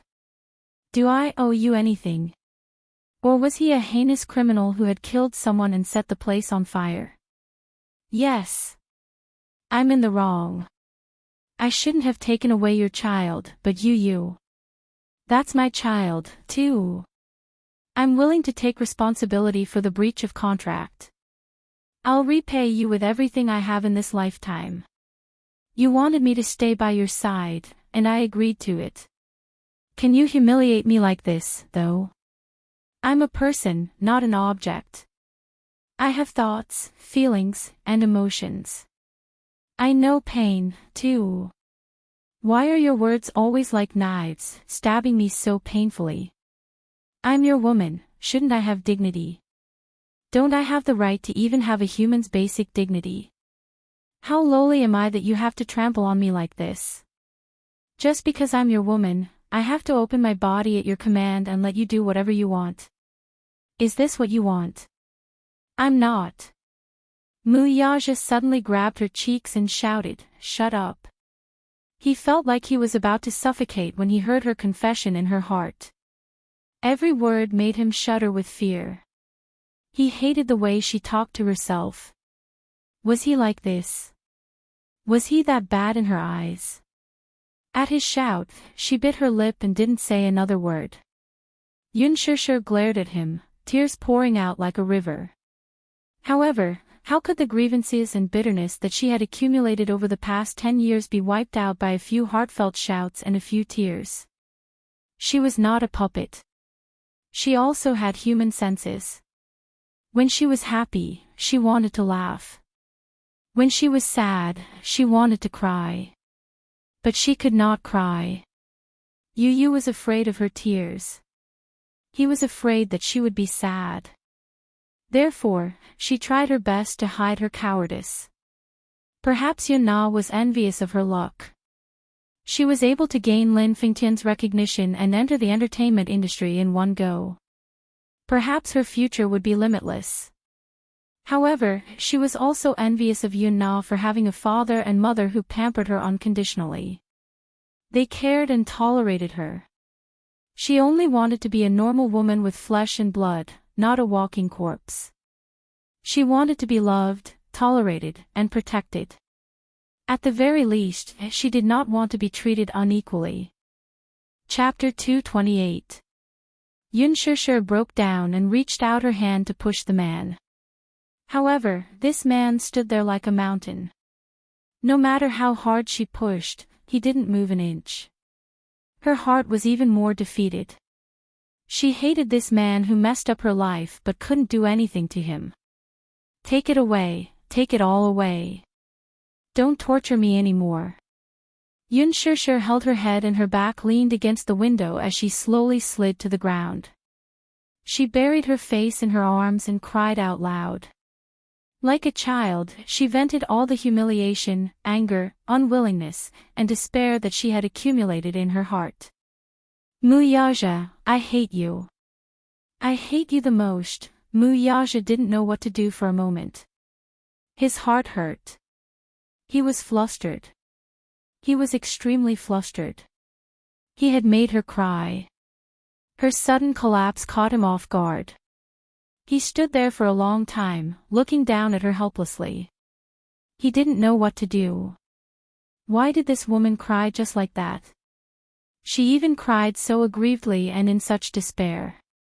It was as if all her defenses had collapsed and her true appearance was exposed in front of him. But what should he do with her? Could it be that he was wrong? Was it his fault? He only wanted to build a city and trap her in it.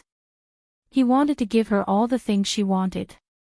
Whether it was glory, wealth, or endless love, he hated other men thinking about her. He only wanted to hide her well and not let anyone covet her. Was that wrong too? Then what should he do? Muyaja's brows furrowed slightly.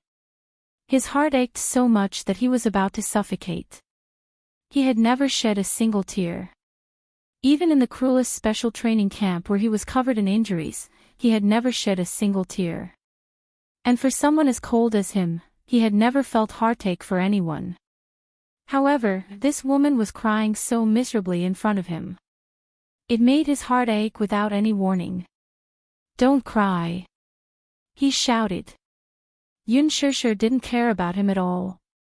Her hoarse cries seemed to be complaining about his coldness. He held his forehead in frustration. A woman's tears had always been a man's trump card when he was caught off guard. It hit the nail on the head and there was no way to defend against it. Wasn't he the same? Seeing her cry, his heart ached, but he didn't know what to do. He had never coaxed a woman before. Was he supposed to coax her like how he coaxed Xiao Yichen? When Xiao Yichen was younger, he was most afraid of pain. When she was sick, she was especially afraid of being injected with needles. Every time she was injected with needles, she would cry non-stop. He hugged him in his arms and kissed his cheeks. With this coaxing, he wouldn't cry anymore. Lowering his body, he stretched out his long arms and easily scooped her into his embrace. In the past, this woman would have struggled fiercely, rejected him, and run away from him. But now, there was none. Her body was extremely soft, allowing him to hold her in his arms. She did not struggle much, but she did not stop crying either. She only lowered her head, crying non-stop. Rubbing her eyes, she didn't look like a 24-year-old woman at all. Instead, she looked like a weak and helpless little girl. She was so delicate and pitiful that it made people want to protect her. Muyaja hugged her and sat on the bed. Just like how he hugged Xiao Yichen, he hugged her in his arms. The man's chest was extremely wide. His chest and the crook of his arm created a world for her to wantonly cry and throw a tantrum. Muyaja lowered his head and wiped away her tears. Lowering his head, he kissed her lips and said in a deep voice, "Don't cry, okay?" Chapter 229. She continued to cry. Her cries were so emotional and heartbroken that it was as if the world was falling apart. Muyaja leaned towards her lips again and bit her hard. He left teeth marks of varying depths on her soft lips, as if he wanted to use this method to block her tears. However, this bite made her tears flow even more violently. A trace of anger flashed across Muyaja's eyes. He bit her hard again and held her lips tightly.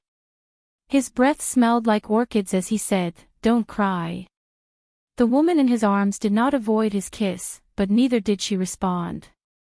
She just held her face in her palms, unwilling to look at him or respond to him. The man frowned. This was a silent protest. Was she protesting against him? Protesting that he did not understand her feelings and did not know how to judge the situation? Or was he not gentle enough and could not be like Gu Xingze and give her a strong hug when she was weak? Thinking of Gu Xingze, he felt anxious for no reason. Damn it! Woman, when are you going to stop crying? He glared at her, but she ignored him. She buried her face in her palms and he did not know what expression she had. Muyaja's eyes narrowed dangerously. He reached out and grabbed her hands that were covering her face. He slowly pulled them away, revealing her face that was drenched in tears. Her entire face was flushed red, especially her eyes. They were red and swollen as if they were bleeding. Her face was wet with tears, but the tears in her eyes continued to flow out rapidly. It was really confusing. Where did all these tears come from? Was this woman really made of water? How could tears flow out of her eyes so continuously? He could not help but lower his head and kiss away the tears at the corner of her eyes. It was salty, warm, and had an indescribable bitterness. Muyaja lowered his eyes and kissed her lips again.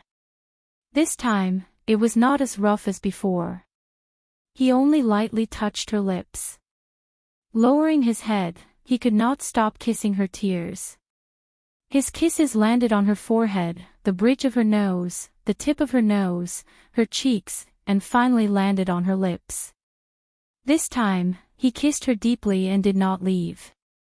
His gentle kiss was not as forceful as before, nor was it as deep as it had been before. Instead, it was just a light peck on her lips. Even Yunshishir could not help but be taken aback by the unprecedented tenderness in his kiss. The man's kiss was full of affection, gentleness, passion, and delicacy. While she was in a daze, Muyaja had already elegantly removed his shirt, revealing his strong chest, his strong shoulders, and his mesmerizing collarbone. She could tell that he was trying his best to endure. He wanted her. This time, he was very careful. He did not attack her like before. Instead, he gently placed her on the bed. The man's fiery hot body slowly pressed down on her, sticking close to her body. His scalding skin felt like it was going to burn her. Hot, so hot, she unconsciously stopped crying and widened her eyes in shock. The man's transformation was hard for her to resist. Her body, because of his caress, was like a soft flower that bloomed under him. His rapid breathing was by her ear. It was sometimes heavy, sometimes light, sometimes rapid, and sometimes suffocating. Her teary eyes were wide open, and she couldn't see his face clearly. While her mind was in a daze, he gently sank into her. Chapter 230. She didn't see his usual storm of passion. Instead, she clenched her teeth tightly and locked her hands around his sexy back. After the extreme pleasure, the man gently buried his face in her neck and gave in to her in a low voice. "I'll dote on you from now on. No one else can." Yunshishir was stunned for 2 seconds. She looked at his face with tears in her eyes. Muyaja lowered his head to look at her. His eyes were clearly still filled with anger. He was still angry. However, there was also a strange emotion. Was that heartache? Was he feeling sorry for her? The man got up and carried her into the bathtub. His family's bathtub was really big enough for his tall body to fit in easily. He hugged her in his arms and turned on the shower. The warm water drenched them as they looked at each other. After a long silence, the last bit of anger in the man's eyes disappeared. This time, it was her turn to be at a loss for what to do. She didn't dare move in the bathtub with a man. "You're not crying anymore." Muyaja looked at her and reached out to gently scratch her nose. Yunshishir turned her head away and ignored him. The man's presence couldn't be ignored, but she didn't know what to do in the current situation. After the battle just now, even though it ended with a battle and seemed to be a draw, the anger in her heart still didn't dissipate. Muyaja raised his eyebrows, took the bath towel, put on the shower gel, and gently wiped her back. His touch made her shrink back involuntarily, as if she was angry. The man didn't give her a chance to explain. He hugged her body and moved closer to him to wipe her body. His movements were very gentle, but after all, he had never served anyone before. However, he had bathed her twice last night, so he had some experience. He rubbed her back and massaged her waist and neck. After lying down for a day, her body was about to fall apart. The man had extraordinary energy, but she was tormented by him. Her body was sore all over. He was only gently kneading her, but it made her suck in a few breaths of cold air. Hiss, it was sour and painful. This feeling was indescribable. "Don't contact him anymore." Muyaja continued slowly, "I will change the male lead for that movie." Yunshishir's eyes suddenly widened. She turned around and saw Muyaja looking at her calmly. Their eyes met. "Switch. Why do you want to change people?" I don't like him looking at you. Suddenly, he added, I don't like him touching you, I don't like him kissing you. It's that simple. Yun Shishir glanced at him from the corner of her eyes. She was stunned by his words of dislike. Why not? Dazzling. He pursed his lips. He just didn't like her interacting with other men. Muyaja, why do you care so much about me interacting with other men? Muyaja said matter-of-factly, you are my woman. Why? Muyaja looked at her expression and tensed. Don't change people. She didn't want to implicate Gu Xingze. Why? Do you feel sorry for him? Muyaja's lips curled into a mocking smile. Don't tell me you like him. No. Chapter 231. Yun Shishir glared at him angrily. Why couldn't this man tell right from wrong? How could he tell that she liked Gu Xingze? Muyaja laughed coldly. There was a strange emphasis in his tone. It's very suspicious that you care so much about him, isn't it? Yun Shishir was stunned. Men usually didn't feel anything when they said it themselves, but she sharply sensed that his tone was strange. It was as if he was jealous. In the past, when she hugged other children in front of Yu also had the same expression on his face. His tone was also filled with jealousy. She raised her eyebrows, but thought that she was overthinking it. She said, but Gu Xingze is indeed an outstanding actor. I've seen his movies before. His acting skills are very strong, and his overall performance is very strong. After all, he has been in the entertainment industry for 10 years. He has a lot of experience. She continued talking to herself, but she didn't notice that a certain man's expression was constantly changing. He stared at her. When she mentioned Gu Xingze, his eyes couldn't hide the respect and admiration he had for Gu Xingze. In his heart, he was a little unhappy. He got up slightly and leaned his broad upper body towards her. He lifted her arms up high and held her palms, trapping her between the wall and his chest. He suddenly got up, causing the water in the bathtub to overflow and soak the floor. Yun Shishir widened her eyes in shock. Her arms were lifted high above her head. She wanted to struggle, but his arms were much longer than hers. She couldn't resist at all. Behind her, her back was pressed against the cold tile surface. A bone-chilling coldness spread from her skin to her limbs. In front of her was his scorching hot male chest. If women were made of water, then this man's body was probably filled with raging flames. His scalding skin was sticking close to her naked body. Her back was 9 feet of ice, but in front of her was a raging inferno. It was as if she was in the midst of ice and fire. You! What are you doing?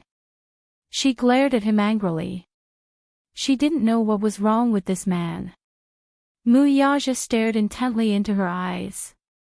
His deep, almond-shaped eyes narrowed dangerously as he spat out a few words from his thin lips. They were as cold as ice cubes. Are you admiring other men in front of me? Yun Shishir retorted, isn't that so? Gu Xingze is gentler than you. He's more romantic than you. Moreover, he's talented and has always taken good care of me. Ha! Then is he as handsome as me? Is he as wealthy as my family? He pursed his lips in disdain and rebutted her with a serious expression. The anger in Yun Shishir's eyes suddenly dissipated. The man in front of her was suddenly very serious. He was like a kindergarten child who was trying his best to compare his wealth. Just like the 4-year-old Yu, when she was carrying the neighbor's child, she also questioned her in a fit of pique. Mommy, why are you carrying another child? Is he cuter, prettier, and smarter than me? Does mommy not love me anymore? She was like a pitiful puppy biting its tail in front of her, complaining that she was giving her love to another child.